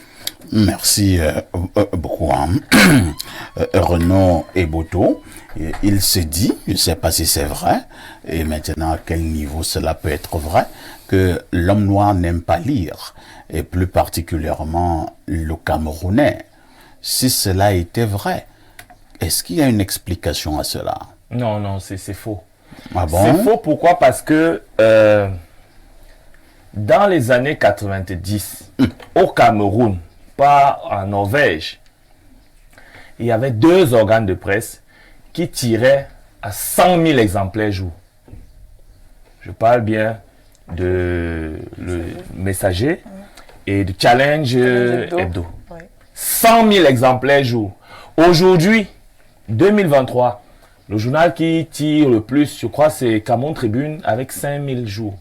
Les autres sont à 2-3 000 jours. Est-ce que ça ne confirme donc pas ce que Non, je soupçonnais? ça ne veut pas dire que les Africains ne lisent pas. Donc, si on lisait en 90, on peut lire en 2023. Vous voyez, c'est pas là le problème. Le problème, c'est que un article, vous disiez tout à l'heure à Bernardo que, lorsqu'on parlait de sa dénonce, on parle notre émission, elle est très suivie, vous voyez la puissance de cette émission. Un article de presse est 10 fois plus puissant. Mais un livre est 10 000 fois plus puissant qu'un article de presse. Je dis 10 000 fois plus puissant. Donc vous comprenez donc que lorsque on est dans un environnement comme celui-là, nous avons des gouvernements qui sont un peu frileux. Donc du coup, qu'est-ce qu'il faut faire? Il faut diminuer l'impact donc des écrivains sur la société. Je dis bien, en Afrique noire francophone, c'est ce qui se passe. Vous avez vu ce qu'ils ont fait énormément ce dimanche dernier? Qu'est-ce qu'ils lui ont fait? Sur un plateau de télévision. Qu'est-ce qu'ils lui ont Un fait? monsieur est venu le traiter d'escroc sur un plateau de télévision. Vous avez vu ce qu'ils ont fait à Calix Béala? Mais bon Dieu, quand vous désacralisez les écrivains à ce niveau, mais qu'est-ce que vous pensez? Vous voulez construire quelle société? C'est-à-dire, on insulte, on invective, on tire à boulet rouge sur les écrivains. Mais les écrivains sont des lumières dans la nuit, dans la nuit noire de nos sociétés. Vous savez comment ça se passe pour écrire? Je crois, il faudrait qu'elle vous raconte comment est-ce qu'elle a fait pour sortir son roman. C'est pas évident. C'est au moins 650 000 francs, juste pour la production du roman. Sans compter que on a des maisons d'édition qui sont pas très sérieuses. Donc du coup, vous êtes obligé souvent de payer vous-même votre propre promotion. Vous payez vous-même pour votre séance dédicace. Vous êtes à pratiquement 2 millions, 3 millions pour un roman. C'est beaucoup d'argent. Donc ça devient une affaire d'élite et ce n'est pas normal. Ce n'est pas organisé pour que l'écrivain puisse s'en sortir. Moi malheureusement, je suis publié par Major, je suis publié par l'Harmattan. Mais je ne veux pas dire que c'est un esclavagiste. Ah bon? Je ne veux pas le dire. L'un des pires. Je ne veux pas le dire. Vous Mais venez mal parler de votre non, producteur comme ça. attendez, je ne suis pas en train de le dire. Mais on n'est pas loin de là. portez le plainte. Qu'est-ce que vous avez signé un contrat. Mais vous n'allez jamais voir les dividendes. Vous voyez le frère Ateba Yene, pour prendre cet exemple-là. Le grand frère Ateba Yene n'est jamais allé dans une maison d'édition. Hein. Il imprimait ses livres à l'imprimerie Saint-Paul. Vous voyez? C'est-à-dire que c'est lui-même qui gérait tout. Il vendait ses livres. Ce qui n'est pas professionnel. Hein. Ce qui n'est pas professionnel, parce que ce n'est même pas scientifique. On ne peut pas le citer. À un moment donné, même, ce n'est même pas autorisé. Ce n'est même pas scientifique. On ne peut pas le citer dans un travail de recherche parce que il n'est pas édité par une maison d'édition. Il doit avoir un code barre. Ouais. Si tu n'as pas de code barre, tu n'existes pas en réalité. Donc, je vraiment, parfait, vraiment, excuse-moi. Je suis très en colère quand on parle des écrivains au Cameroun. Parce que les écrivains au Cameroun sont maltraités. Déjà, on a phagocyté la population qui ne comprend même pas quel est le rôle d'un écrivain. Mais grand Dieu, l'écrivain, c'est quelqu'un qui a une vision du monde, qui essaye de communiquer à la population. Moi, par exemple, je m'inscris dans la décolonisation de l'Afrique. Quand j'écris Ezeka dans le train de la mort, les gens me parlent de la catastrophe ferroviaire des Ezeka. Qu'est-ce que j'en ai à cirer? La catastrophe ferroviaire des Ezeka n'est qu'un exemple pour montrer effectivement que, en réalité, en Afrique, les nouveaux colons, ce sont les multinationales qui sont en train de nous mettre le pays sans dessous. Très bien. Je suis en train de produire un nouvel ouvrage sur le tribalisme. Et vous voyez que nous sommes dans des états un peu compliqués où on est obligé. Lorsque j'ai écrit La catastrophe ferroviaire des États en 2016, j'ai sorti le livre en 2022. Pourquoi? Parce que je sais dans quel environnement je vis. Donc il fallait attendre que le thermomètre descende un peu, le mercure descende. Ça veut dire quoi? Vous avez peur? Qu'est-ce que vous ne comprenez pas? Vous avez Nous peur? sommes dans les États. Actuellement, on parle beaucoup de tribalisme. J'ai un roman qui est prêt. Non, sur le laissez d'abord le tribalisme. tribalisme. Pourquoi vous avez attendu pour Ezeka? Mais vous Pour êtes que le obligé. thermomètre baisse? Vous-même, vous avez suivi ce qui s'est passé après la sortie de mon roman? Interdit à l'Institut français, interdit ici, interdit là. Vous n'avez pas suivi? Ça fait le tour du monde. Interdit partout. Et il faut préciser que ce sont les étrangers qui interdisaient qu'on vous publie chez vous. Merci. On passe également la parole à Éternel Niki. Allons droit au but, au niveau de la problématique inscrite à l'ordre du jour ce jour. Les écrivains peuvent-ils encore influencer la société? Je crois que plus que jamais. Ah bon? Plus que jamais. Et comment? Je suis d'accord avec son ras-le-bol. C'est vrai que ça fait un peu peur aussi. mais oui, je pense que plus que jamais. Dans une société qui est en déperdition totale, en perte de valeur totale, nous ne savons plus qui nous sommes. Nos enfants ne savent pas qui ils sont. Déjà, nous-mêmes, nous ne savons pas qui nous sommes. Il est important d'impacter. L'écrivain peut impacter. Mais maintenant, comment impacter? Tout à l'heure, il parlait d'élitisme, du fait que le livre, parce que justement, il coûte super cher à la production, Tout à fait. n'est réservé qu'à une certaine tranche de la population. Oui. Mais comment faire pour que ce ne soit pas le cas? Je pense qu'on pourrait passer totalement aux solutions. Le corps des écrivains, j'enseigne l'informatique. Aujourd'hui, ma passion, en plus de cela, en plus d'écrire, c'est d'encadrer les jeunes. Je pense qu'il faut aller à la base. Il faut créer de plus en plus. J'ai apprécié par exemple ce qu'il disait tout à l'heure concernant les enfants, les mairies qui pourraient créer des centres de lecture, qui pourraient au-delà du centre de lecture, aider les enfants à comprendre que quand on lit, on s'ouvre à la vie. En réalité, quand on lit, on peut défendre qui on est. Quand on lit, on peut construire. Quand on lit, on peut écrire. Et pour pouvoir lire, il faut qu'il y ait des livres. Tout à fait. Maintenant, le livre, est-ce qu'il peut aller seulement papier? Est-ce qu'on doit privilégier les plateformes aujourd'hui auxquels nos jeunes sont accrochés? Est-ce qu'il faut numériser? Encore une fois, on va remonter encore un peu plus. Il y a tellement de problèmes en même temps. Mais je pense que plus que jamais, l'écrivain a sa place dans la société. Parce que c'est la mémoire. Mais je veux comprendre, je veux bien comprendre comment, en ce moment, l'écrivain peut encore influencer la société. La nôtre. Oui. Ah oui, c'est vraiment, c'est bien de préciser la nôtre. Parce que c'est bien ça le thème. Parce que quand on dit la société, on a l'impression que c'est notre société avec les problèmes auxquels nous faisons face. Effectivement, comment l'écrivain peut le faire? En écrivant, en parlant avec le cœur. Parce que nous vivons dans cette société-là. Tout à fait. Nous en connaissons les problèmes et nous pouvons, avec notre façon de voir la société, transmettre quelque chose à ces générations-ci. Donc, je prends un cas pratique. Oui. Aujourd'hui, on a une musique, je ne veux pas tirer sur les musiciens, Même si vous tirez sur les musiciens, c'est permis. qui va, bon, je cherche le terme le moins insultant, on a beaucoup de musique Dégradante. dévalorisante même, parce que je ne parle pas dégrader même, c'est encore mieux. Vous avez quelques Dévalorisante même. exemples? Non, D'où parce que là, moi, j'ai pas envie qu'on On t'a dit d'où you. j'ai pas envie qu'on me parle ici de. Est-ce que vous pouvez prouver ça? C'est ce que vous allez dire tout à l'heure. J'ai pas envie de dire ça. De toute façon, chacun se reconnaît dans ce qu'il connaîtra comme musique. Il parlait tout à l'heure des écrivains qui sont dévalorisés.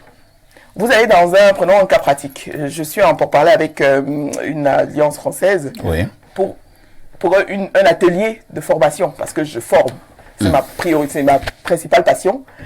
Et donc, il me dit, oui, c'est vrai, on prend en charge plus les systèmes musiciens, qui chantaient peut-être ça, je ne sais pas, ce qu'il a dit tout à l'heure, on l'aurait totalement pris en charge.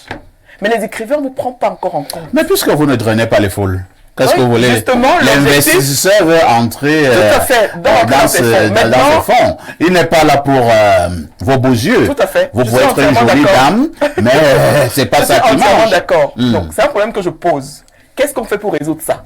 Comment l'écrivain peut devenir justement, peut jouer son rôle? C'est ça la question. Est-ce que l'écrivain captive encore? Je crois qu'il peut le C'est faire. que vous écrivez, est-ce que c'est encore de nature à faire, comme vous disiez tout à l'heure, l'émotion, ceci, cela? Oui, Est-ce moi, qu'il y a je encore pense. l'importance Parce qu'à une époque, on a connu certains écrivains dans ce pays, Mbia, de tout ça. mais On parce a que- connu Ville Cruelle, Mais on Sylvia- a connu Mango Betty, Mais Sylvia Mangé, était- les Mango Betty, ainsi de suite. Sylvia Donc, quand était vous assez- lisez leurs ouvrages, n'avez-vous pas l'impression, madame, qu'il y a vraiment du contenu? Est-ce que vous pensez que si Mbia avait été à cette période-ci, Oui. il aurait eu le retentissement qu'il a eu? Moi, je pense pas. Vous savez pourquoi? Parce qu'il y a énormément de sources d'informations. Il y a Facebook, où des adultes que tu respectes, mais qui ne te liront jamais un livre entier. Ils ne savent pas. C'est des intellectuels, en guillemets. On les voit, ils sont, Très bien. Ils sont partout. Une seconde. Donc, je dis Oui, simplement que Madame il ne Chute pouvait pas- d'abord. Oui, j'étais chuté pour dire que l'écrivain doit se réinventer. Je pense qu'il a sa place, mais il doit se réinventer, tenir compte du quotidien, de ce qu'on a aujourd'hui, Très bien. des TIC, etc., pour pouvoir se réinventer. Une seule seconde, parfait, Oui. pour dire que l'écriture au Cameroun est comme la pornographie. Ça veut dire quoi? Ça veut dire que tout le monde, l'a fait, mais personne ne l'assume. personne n'assume. Tout le monde fait quoi? Tout le monde lit? Tout le monde regarde, part tout le de monde la lit. mais personne Les gens ne- lisent en secret. Personne mais n'assume. personne n'assume qu'il lit. Les gens lisent. Rassurez-vous que si vous sortez un livre aujourd'hui qui a une thématique un peu compliquée, vous serez convoqué. Les gens lisent. Merci, Madame beaucoup, Dossi, hein. Oui. avant le consultant, je vais répondre à la question qu'il vous a posée. Oui. Comment est-ce que l'écrivain peut impacter? Oui. Premièrement, en dénonçant ce qui ne va pas. Deuxièmement, en peignant une réalité qui serait idéale pour un monde actuel. Troisièmement, en proposant des solutions concrètes et adaptées au contexte. Très Parce bien. que les écrivains ont une dimension. C'est la question que je voulais poser à Blériot. Et là, je voulais évoluer. citer un grand auteur, Stendhal, qui nous disait que le roman, ou alors l'écrivain, est ce miroir que l'on Le roman est promène un miroir que l'on promène le long d'une rue.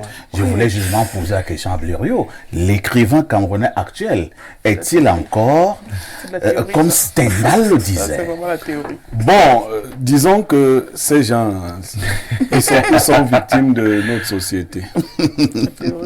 Les deux vous ont parlé des agences françaises, n'est-ce pas? Oui. Il n'y a pas une maison d'édition sérieuse au Cameroun. Ouais. Camerounaise. Bon, Une maison d'édition camerounaise sérieuse. bon, Aphrodite. Vous en la avez? jeune plume.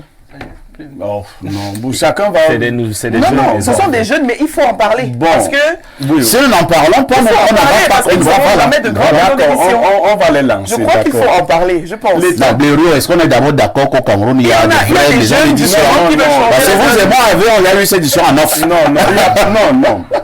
Il n'y a pas de grand... Bon, il y a Madame dit qu'il y en a. Moi, je pense je dis qu'il n'y que... a pas de grande maison d'édition. Mais elles vont grandir. Voilà. Grand, Bon. c'est quoi? Maintenant, Bon, qu'est-ce que vous Qu'est-ce voulez qu'il y a dans d'accord, grande? c'est ça, Voilà. en fait. alors la capacité déjà de vulgariser les écrits. Ouais, les écrits. ouais. Donc commençons par là. Oui. Parce que vous Il a n'écrivez pas raison. que pour les Si cas. ce n'est que ça, c'est très facile à résoudre le raison. problème. Non, non, c'est facile. Si ce n'est que ça, c'est très facile à résoudre ce Non, problème. c'est pas facile. Non. À vulgariser l'ouvrage que j'ai mis sur le marché, c'est très facile. Dans 12 pays dans le monde, ici. ce qu'on peut Parfois pas ici, parfois ici, modestement, j'écris.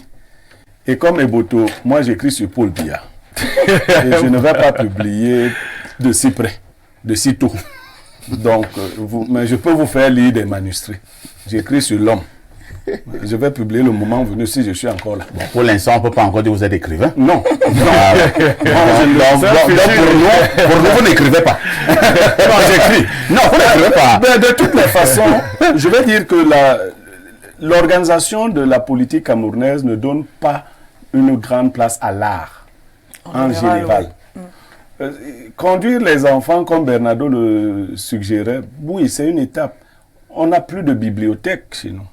Même nos universités, la faculté des arts, lettres et sciences humaines, aujourd'hui, quand j'étais à l'époque à l'université, nous avions des petits cercles, philo, psychosociaux, anthropos, où il y avait des bibliothèques. Et là, d'ailleurs, nous avions des dons d'ouvrages. Tout à fait, de personnes le privées. plus grand donateur fut alors Basek Bakobio, pour le cercle dont je parle. Après le décès de Joseph Ngoué, son épouse, nous avait fait don de ses ouvrages personnels, c'est comme ça.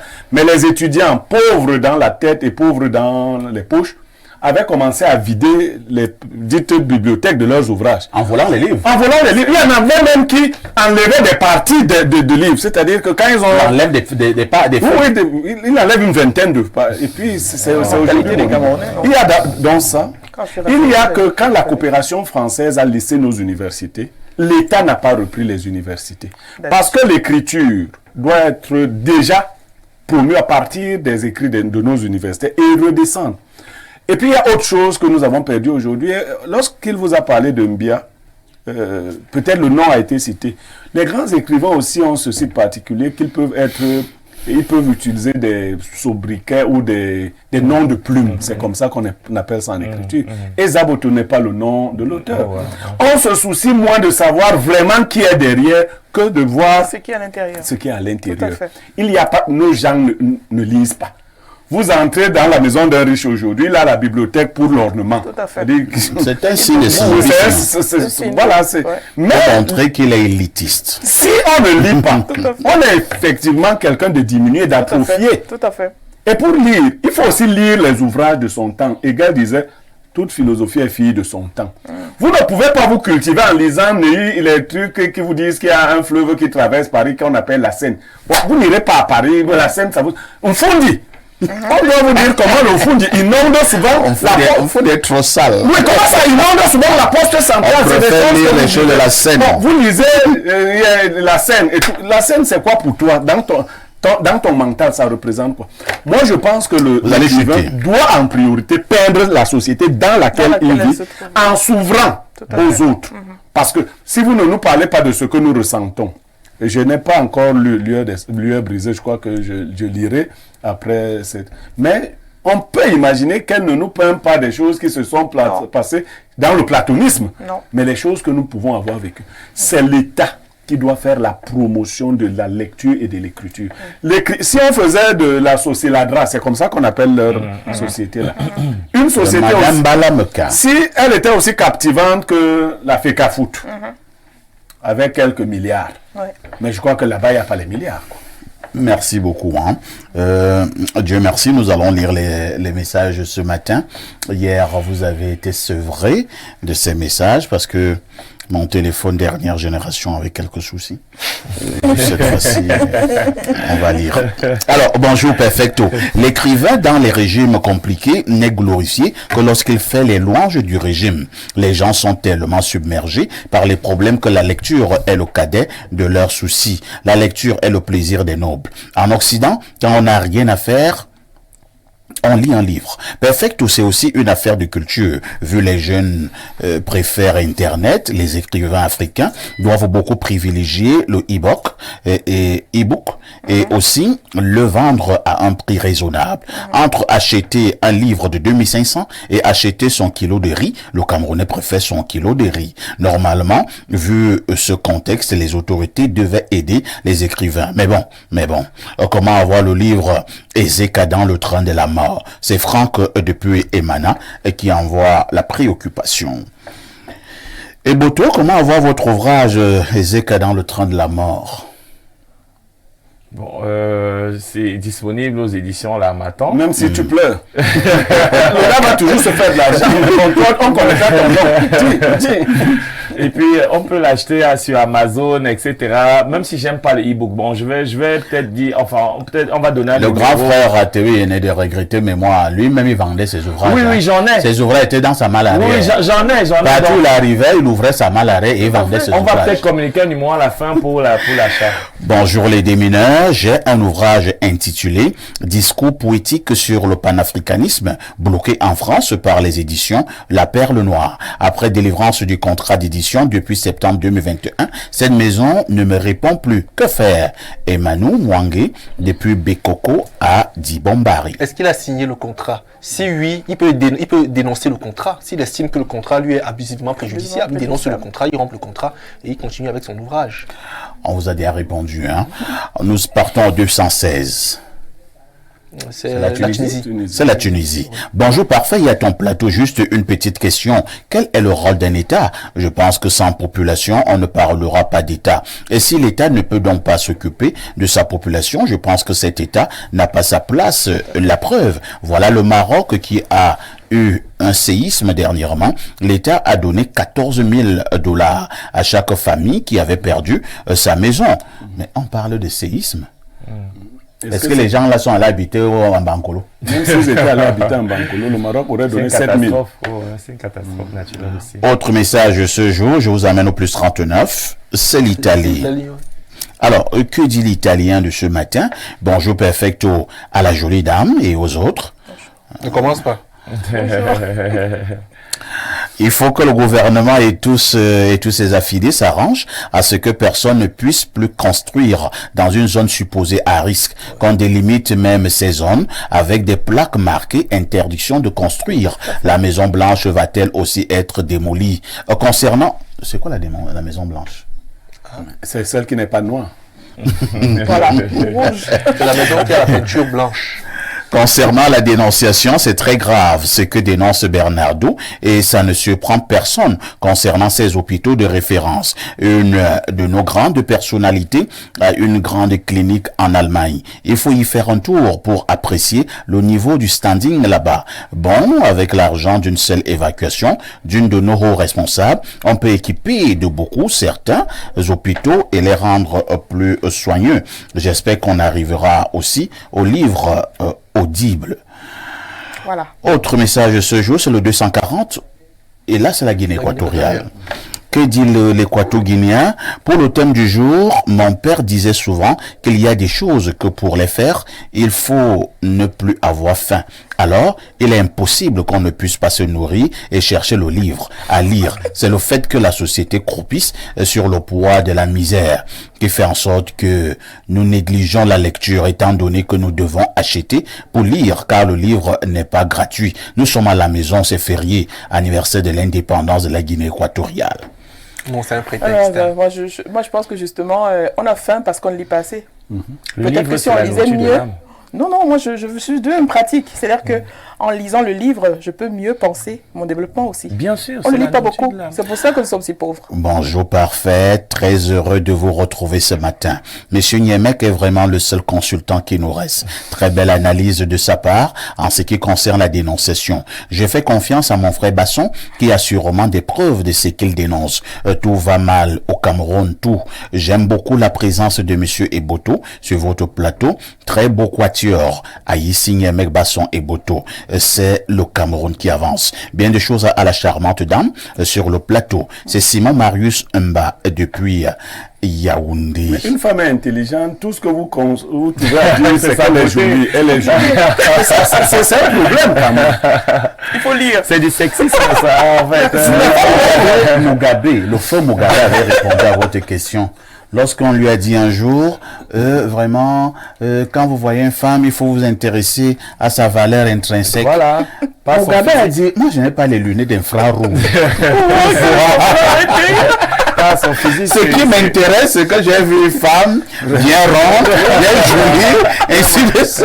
La femme est intelligente, mais ce n'est pas son problème. Les femmes souffrent de cette affaire. Vraiment, non, madame, je ne veux pas jouer la parole. On rit, mais c'est important. Ce qui est important pour nous, je parle comme un vrai bantou. Vous voyez une femme qui arrive. Malheureusement, si elle est belle, vous ne voulez pas savoir si cette dame a un quotient intellectuel très élevé. Vous ne voulez pas savoir si elle est très cultivée. Tout ce que vous voyez, c'est que jolie poitrine, jolie postérieure. La dame a beau vous faire comprendre que je viens de soutenir un doctorat en ceci. Ouais, madame, est-ce qu'elle peut avoir votre numéro?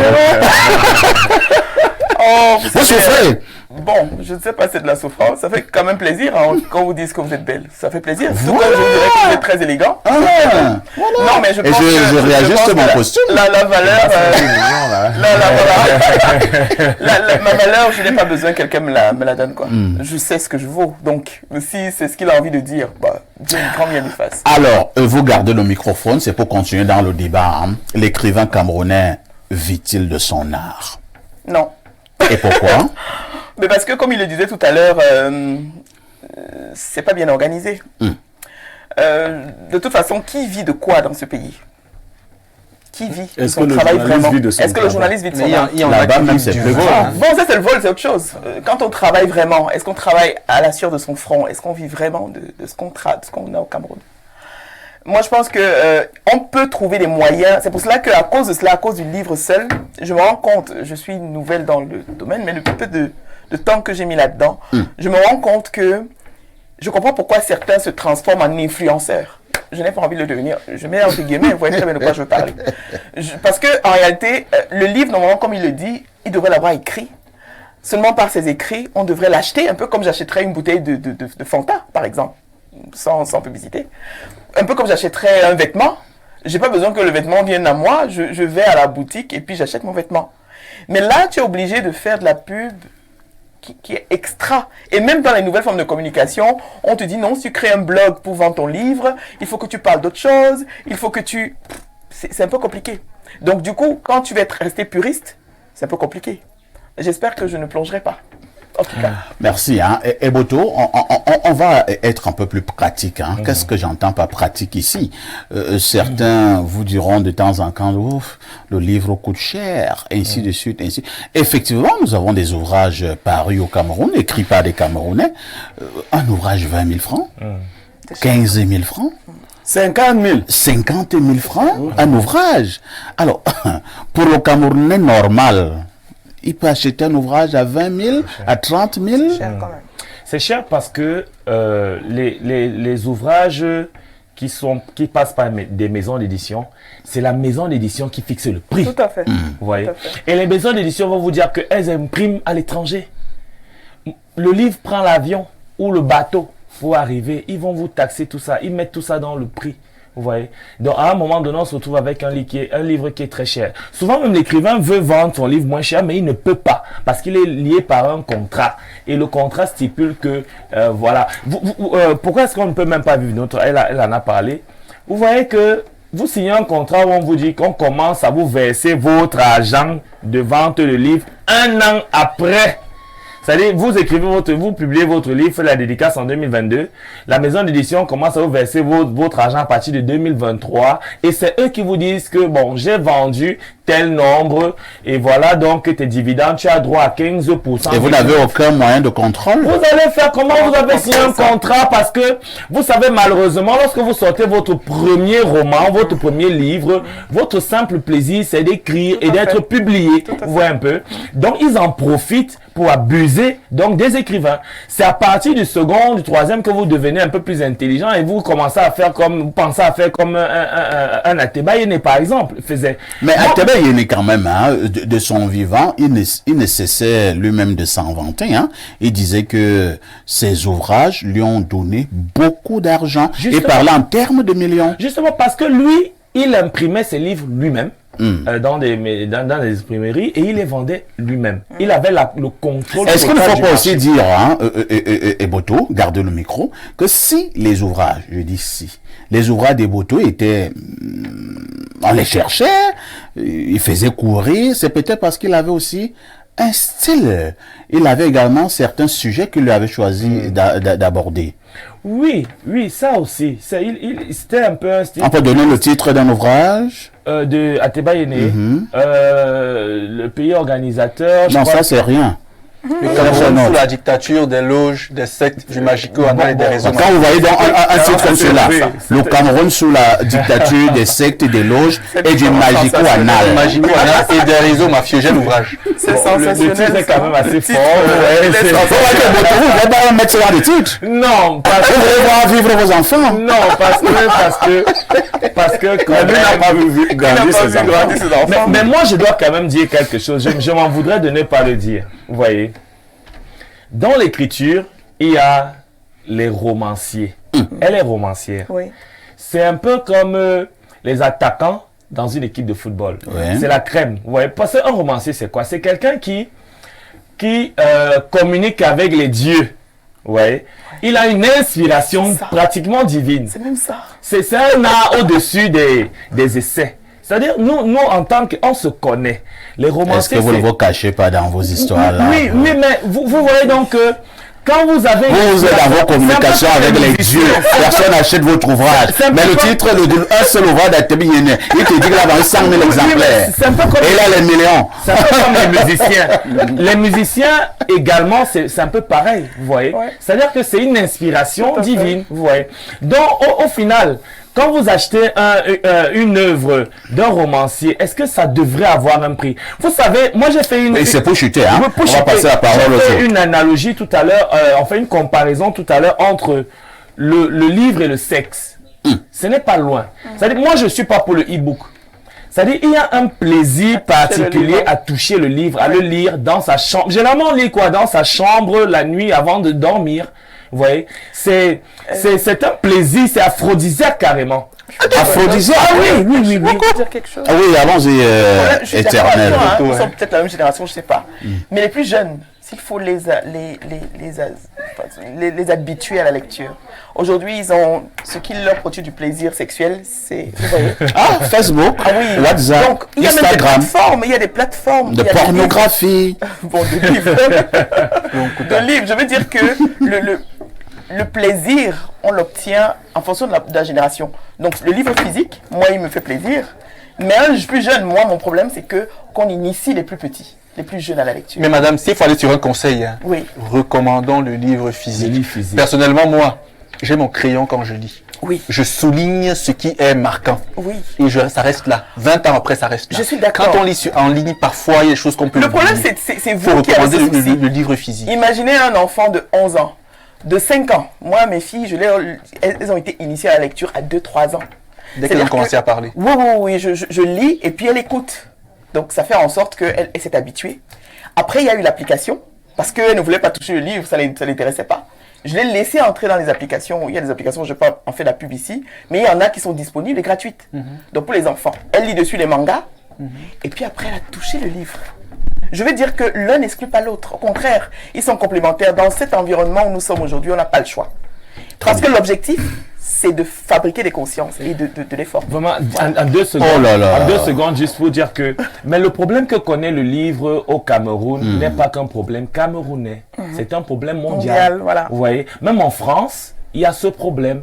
Donc, la lecture regresse de plus en plus. Ah oui. C'est mondial, C'est ce un n'est pas qu'au alphabète, Cameroun. Donc, ne pensons pas que c'est parce que les politiques publiques ou quoi que ce soit sont très très mal orientées. C'est vrai qu'elles sont même pas orientées du tout en matière de lecture, mais ce n'est pas un problème camerounais, c'est un problème mondial. Est-ce que nos gouvernants lisent même? Merci beaucoup. Hein. Pierre Blériot-Yemek, une autre préoccupation.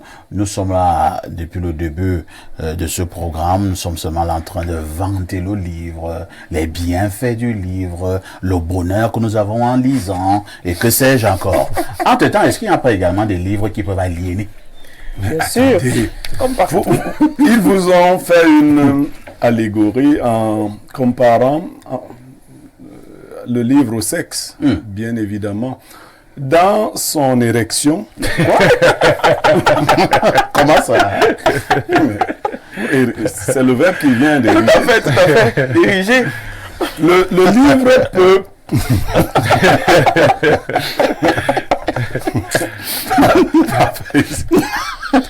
mais si vous ne voulez plus que je parle du titre, On pourrait pas chercher un synonyme. à tout moment.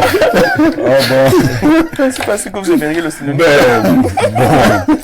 Bon, vous vouliez savoir si le livre ne peut pas Aliéner. aliéner. Et je voulais dire que le livre nous pénètre souvent. Et il... Blériot, sérieux, vous ne pouvez pas chercher un synonyme. Mais finalement, qu'est-ce que vous voulez Bon, ça va être du essence aussi. Hein. le livre a un impact dans... Le livre vous excite? Oui, bien sûr. Bien sûr. Et ils ont parlé, chacun de sa génération. Il faut dire à nos enfants particulièrement qu'ils ne sont pas obligés de ressembler aux autres. Tout à fait. Si vous voulez être spécial, il faut faire des choses spéciales. Les enfants les gens qui ne lisent pas. Vous entendez souvent les gens dire ici, Yemek, tu n'as pas la science infuse constamment, n'est-ce pas? Mais c'est des gens qui ne lisent pas. Tout à fait. Vous n'avez pas besoin de science infuse. Vous avez besoin de lire beaucoup d'ouvrages pour avoir le minimum, Aristote disait, je considère comme philosophe l'homme possédant la totalité du savoir dans la mesure du possible, mais sans posséder la science de chaque objet en particulier. Mais est plus philosophe encore l'homme qui a la compréhension des choses ardues et difficiles à l'entendement du commun. Vous voulez être quelqu'un de spécial, vous faites des choses spéciales. Si vous lisez certains livres, ils peuvent vous étourdir. Moi, je vais vous dire, vous avez demandé si le livre peut... Ouais. Je me suis permis un jour, parce que j'étais un enfant extrêmement curieux, de ramasser un livre sur la table de mon homonyme grand-père au village. Je l'ai lu sur les 15 premières pages et j'ai eu de violents maux de tête. Il parlait de quoi? The 6 and 7 Books of Moses. C'était le 6e et le 7e livre de Moïse. Alors quand il revient, il me dit, tu as mal à la tête? Je dis oui. Tu as pris un livre sur ma table? Je dis oui. Il dit, ce ne sont pas les livres de ton âge. Non, là c'est pour aller plus loin. Il y a des livres dangereux. Il y a des livres qui encouragent à des pratiques dangereuses. Il y a même des livres qui initient à des idéologies perverses. Bien évidemment. On parle aussi de librairies spécialisées. Vous savez, dans les ordres, par exemple, les ouvrages, certains ouvrages ne sont pas publics. On parlera de librairies spécialisées. Donc, il faut veiller à ce que les enfants lisent, à ce que les gens lisent. Parce que vous êtes où nous sommes ce que nous lisons. Tout à fait. Chez nous, les philosophes, vous entendrez quelqu'un dire, je suis cartésien, je suis platoniste, je suis... Mais en fait, je suis la lecture que j'ai faite. Quand vous dites que vous êtes kantien, c'est-à-dire vous avez beaucoup lu Kant, et Kant a influencé votre manière de penser. Et je vais vous dire plus grave, chez les philosophes en particulier, cela n'influence pas seulement votre façon de penser, mais même votre façon d'être, de vivre. C'est pour cela que vous verrez certains philosophes avoir l'air toto. Oui, parce qu'ils ont peut-être lu des gens comme en pleine journée, à midi, sous le soleil. On a lu tel qui se baladait avec une lampe allumée en pleine journée, qui vivait dans la lumière. Il dit qu'il cherche l'homme, il vivait dans un tonneau. Et le gars, il croit qu'il doit se mettre dans la peau de l'auteur ou alors du personnage principal. Il commence donc à agir. Donc le livre peut influencer votre manière de penser et même votre manière d'être. Merci Blériot. Lisons encore quelques préoccupations des téléspectateurs. Bonjour parfait. Atebe Yene disait que le paradoxe du pays organisateur lui a donné 300 millions de francs CFA. Monsieur meneur humain depuis Ebolova. Autre message ce jour. Au perfecto. L'écrivain peut encore influencer la société. Il faut créer des clubs de lecture dans les écoles, ouvrir de riches et grandes bibliothèques pour enfants et adultes, mais surtout pour adolescents. Moi, je me laisse porter et emporter par tous les écrivains que je lis. Les thématiques abordées par nos écrivains d'antan sont plus que jamais d'actualité aujourd'hui. C'est la même chose. Le monde n'a pas changé du tout. En lisant Le Monde s'effondre, on voit la société actuelle ou encore l'aventure ambiguë, le ventre de l'Atlantique, entre autres. Il faut faire comprendre aux jeunes que la littérature est une arme de liberté et en lisant, ils sauront qu'ils sont tous uniques, mais aussi qu'ils appartiennent à une collectivité qui ressent les mêmes choses qu'eux. Perfecto. J'aimerais bien que les écrivains sur le plateau nous donnent 3 grands noms de la littérature camerounaise et africaine. Et africaine, ensuite, selon leur sensibilité, bien sûr. Ah, c'est Loric qui envoie le message. Parce que les ouvrages qu'il a cités, il me les a envoyés en privé sur Twitter, et il m'en a suggéré d'autres. C'est vrai que je ne suis pas très adepte des romans parce que je suis quelqu'un de particulièrement sensible. Et dans les romans, il y a beaucoup de catharsis. Il y a beaucoup de purgation de la passion. L'écrivain, généralement, même s'il ne veut pas être autobiographique, met toujours une partie du sien dans l'ouvrage. Et les expériences, parfois, nous influencent, qu'on le veuille ou pas. Quelqu'un raconte son parcours difficile, sa vie de famille difficile. Parfois, ça nous influe, ça nous attriste. Moi, je suis quelqu'un de tellement sensible que tout ce qui est triste m'affecte. Donc, je préfère ne pas lire beaucoup de romans, même comme celui des Boto. Même comme celui des Boto m'intéresse particulièrement, vous aurez compris. C'est la communication du devoir des Boto. Parce que vous en parlez tellement. Le néocolonialisme aujourd'hui est en train d'être négligé par les jeunes Camerounais qui sont apeurés comme celui qui était sur le plateau hier. On devrait comprendre qu'on a une mission. On a une génération, on a une mission et on doit développer le Cameroun, on doit le construire. Vous savez, il faut des écrivains courageux, audacieux, qu'on interdit de publier chez Et puisqu'on parlait d'écrivains courageux et audacieux, c'est une question que j'avais prévue en préparant cette émission. Là, nous tombons non justement dans l'écrivain engagé ou alors l'art pour l'art. Bon, c'est pas pareil. Bon, l'art pour l'art. Je vois pourquoi je mets le distinguo. Ok, voilà. L'art pour l'art, c'est les puristes, ceux qui permettent aux gens de s'évader, de se distraire. Parfois, il y a la poésie, parce que moi, je suis un poète, j'ai 200 poèmes. On peut faire la poésie étant engagé, hein. Je suis d'accord, c'est pour dire, il y a la poésie libre, qui cache quand même des messages engagés. Il y a la poésie, qui est purement artistique. Qui cherche le beau. Maintenant, il y a des romanciers artistes et des romanciers engagés. Pour le cas du Cameroun, qu'est-ce qui est important? Nous devons avoir quel genre d'écrivains? Des écrivains engagés ou bien l'art pour l'art? Des écrivains engagés. Parce que le Cameroun est dans le genre Tébé. Oui, même s'il allait un peu plus loin. Moi, je pense on tuerait la littérature si on tuait l'art pour l'art. Parce que l'un des grands maîtres de l'art pour l'art, Théophile Gautier, disait tout ce qui est utile est laid. Il n'y a de véritablement beau que ce qui ne sert à rien. Il y a de plus beau. Donc, ce qui ne peut servir à rien. L'art doit d'abord satisfaire l'âme. C'est un plaisir qui ne se paye pas autrement que par le plaisir lui-même. Mais la satisfaction de l'âme n'est pas que ludique. Non, maintenant, l'art engagé, c'est une orientation. Oui. Et il y en a qui font les deux d'ailleurs. Voilà, mais il y a en même temps un niveau d'engagement en fonction des sociétés. Nos sociétés ont besoin des gens qui vont la fouetter dure. Bon, Ateba, il avait un style un peu trop caustique, à mon sens, un peu toxique même. Non, pas toxique. Disons qu'il allait un peu plus loin. Vraiment très loin. Bon, moi, je ne vais pas jusqu'au-dessous, mais je pourrais me mettre en dessous des dessous. Parfait, si tu je ne sais pas ce que vous avez ce matin. Si tu me permets. Oui. Le noir est encore au XXIe siècle marginalisé. Vous allez voir qu'en Libye, les Noirs sont en esclavage. Vous allez voir qu'au Koweït, à Dubaï, il y a des porte-à-porte. Nos sœurs sont en esclavage sexuel là-bas. Vous allez voir qu'aux États-Unis, la police abat des Noirs. Vous allez voir que même en Afrique du Sud, on tue des Noirs. Les Noirs tuent des Noirs. Donc le noir est le noir, c'est la seule race qui a encore beaucoup de problèmes de nos jours. Donc il faut des écrivains engagés, justement, pour porter la cause noire, pour porter la décolonisation et tout ce qui va avec. Vous voyez, le noir doit se libérer. Mais ce qui me plaît, et je chute par là, c'est que à l'époque, les premiers habitants de l'Occident, c'était des Noirs. Et selon une étude qui vient d'être menée, vous voyez, il y a un afflux massif de Noirs vers le Canada, la France, etc., l'immigration. Dans 150 ans, l'Occident redeviendra noir. Le noircissement de l'Occident est une fatalité. Et c'est en train de se faire. Regardez les équipes nationales et tout ça. Je suis d'accord avec toi. Allez-y. Je suis d'accord un tout petit peu avec toi, mais ce qui m'inquiète, c'est qu'il a parlé de fouet tout à l'heure.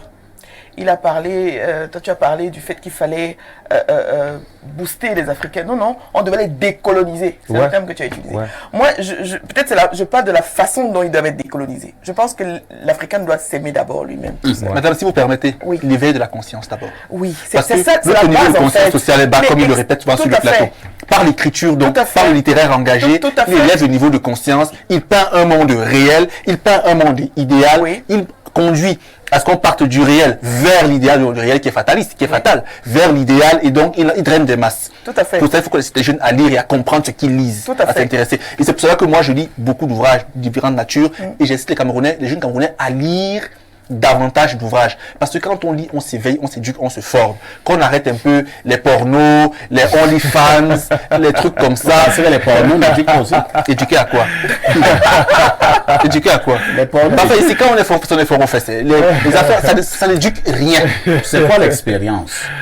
C'est la somme de tout ce que vous voyez, tout ce que vous avez eu à faire. Ou tout ce qu'on a entendu aussi. Perfect, je pense que... Oui, je suis un peu chuté en disant que l'Africain doit apprendre à s'aimer. Parce que si on apprend à s'aimer, on ne permet pas à l'autre de vous faire ce qu'il a. Et c'est dans les livres en réalité. C'est vrai qu'il faut orienter notre écriture pour valoriser. Et c'est ce que les États-Unis font. Hein. La culture. Pour un Américain, il n'y a pas plus beau, plus intelligent, plus fort que lui il dans le intègre monde. partout. Le cinéma, la musique, l'écriture, à notre jeunesse. Il faut qu'on l'inculque. Perfecto. Je pense que les lecteurs ont aussi tendance à considérer l'auteur comme un acteur clé dans la compréhension de ses œuvres. Cependant, il est également important de noter que de nombreuses œuvres littéraires sont interprétables indépendamment de la personnalité de l'auteur. Les textes peuvent être appréciés pour leur contenu, leur style d'écriture et leur message, quelles que soient les opinions personnelles de l'auteur. Néanmoins, il est vrai que l'auteur lui-même peut jouer un rôle dans la manière dont son travail est perçu, notamment en exprimant ouvertement ses convictions. Merci, hein. C'est un long message. Je préfère m'arrêter à ce niveau. C'était un message qui nous vient du plus 49. Hein. C'est l'Allemagne. Autre message. Hâte de lire dans ce cas votre livre. Grand frère Niemek, car j'aimerais bien avoir votre sagesse et votre folie, surtout en pénétration et en excitation. C'est Narcisse et Yango. Et Yango, arrête ça. Il faut même dire, il faut que je lui dise qu'en haut, hier même quelqu'un m'a écrit pour me dire Niemek, apporte-nous le livre sur Paul Biya, nous on va lire. Quelqu'un nous dit ici, elle est d'ailleurs sentenciée, hein, et dit bonjour, moi c'est Ndié, arrêtez de mentir les Camerounais, l'école c'est pas pour les pauvres, c'est l'élite à quelques exceptions près, on ne lit pas quand on a faim. Donc il ne veut même pas un débat. Bon, c'est son niveau de conscience sociale. Conscience, il est très bas. Perfecto, la femme sur le plateau est très intelligente. Comment avoir son ouvrage, s'il vous plaît? Qu'elle cite alors 3 écrivains, please. Fatou Diom. Voilà. C'est mon coup de cœur depuis quelques temps. Oui, Calix Béala aussi. Calix Béala. Oui, j'aime la grande Calix Béala. Je l'aime beaucoup. J'ai beaucoup de respect pour cette J'aime souvent dire que c'est une écrivaine d'envergure. Je vais vous révéler quelque chose. Le petit qui écrit est fan justement. Est fan des deux de Calix Béala. Vous venez de citer. Ah d'accord. Je suis sûr que vous dites vrai parce que vous l'avez dit il y a déjà plusieurs jours sur d'autres antennes. Mais moi je vais en citer un Camerounais qui s'appelle Gervin Mendozé. Ouais, de regretter mémoire. Malheureusement, les gens ne voient en Gervin Mendozé que l'ancien directeur général de la CRTV. Allez lire La Forêt Illuminée. La Forêt Illuminée. C'est un chef-d'œuvre. Gervin Mendozé, c'est un génie. Très très bien écrit. Le problème avec Gervin Mendozé est justement que tout ce que nous avons plus retenu de Gervin Mendozé, fait précédé de professeur, c'était DG la CRTV et les chansons Asimba, Oligava. Mais maintenant, quand vous sortez de ce couloir-là, qui n'était même pas fondamentalement mauvais, mais attends, moi j'ai causé avec plusieurs étudiants de Mendozé qui me disaient que Mendozé c'était du nectar. Enseignant d'université. Excellent enseignant. On n'y peut Alors, rien. le troisième auteur, Oui. qu'on s'y attendrait pas, c'est le général Kouatenga. Ah. Oui, je crois que c'est la première œuvre romanesque que j'ai lue et qui m'a fait grimper un peu. C'était au programme à l'époque où j'étais au lycée. Ça s'appelait L'enfant de la révolte muette. J'ai aimé la chute en fait. C'est lui qui m'a donné envie d'écrire un peu à l'époque. Le général Nkwatenga. Oui, il est décédé maintenant. Oui, oui, tout à fait. Je voudrais lui rendre un hommage. Appuyé ici. Je ne le connais pas du tout, mais vraiment juste son œuvre. Mais même si tu le connais, est-ce que tu as mal fait de le connaître? Et puis Anne-Marie Niel, pourquoi pas? Elle aussi. Un ou deux auteurs qui vous ont marqué? Ben, mais je ne peux pas contourner l'auteur sur lequel je fais mes travaux, Mendrad Hibga. Oui. Bon, puisque lui parlait beaucoup d'histoires mystiques. La rationalité d'un discours africain sur les phénomènes paranormaux. Voilà, tu vois, phénomènes paranormaux. Oui, c'était des sorciers. Non, mais la bulle Torah aussi, un Français qui a beaucoup écrit sur l'Afrique et le Cameroun. Il a écrit d'ailleurs sur le monde Betty, voilà, les seigneurs de la forêt. Oui. Bon, et maintenant, un troisième Camerounais, Dika Kwanya Bonebela, le roi Dika, le prince Dika. Quoi. Merci. Bernardo, quelques auteurs qui vous ont marqué, maximum 3. Je vais reprendre les mêmes les mêmes auteurs que Guillaume particulièrement. Son discours engagé, ses écrits me touchent particulièrement. Je vais également rendre hommage à Mbombo Bilombikat parce que il a envoyé un ouvrage dernièrement, je l'ai lu du début à la fin. il est bien écrit. Bon, Babylon Bikak, je vais dire la vérité. J'ai commencé à le lire, mais je n'ai pas encore fini. Ouais, je vais le lire. La façon dont il dispose son message me rappelle ce que je suis en train de concevoir en projet. Ça veut dire, mon projet de roman, c'est le père de mon enfant. Ouais, le père de mon enfant qui n'est pas moi, mais c'est un livre purement éducatif où je propose ma vision de l'éducation, comment est-ce qu'un père devrait éduquer son fils et sa fille différemment. Donc, quand je vois comment il parle à sa fille dans l'ouvrage, comment il éduque, comment il la forme, c'est très proche de l'être que je suis profondément. Voilà pourquoi je lui rends particulièrement hommage. Moi, j'ai beaucoup aimé Victor Hugo.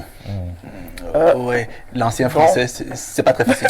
À l'époque, on avait un ouvrage en première, le dernier jour d'un condamné.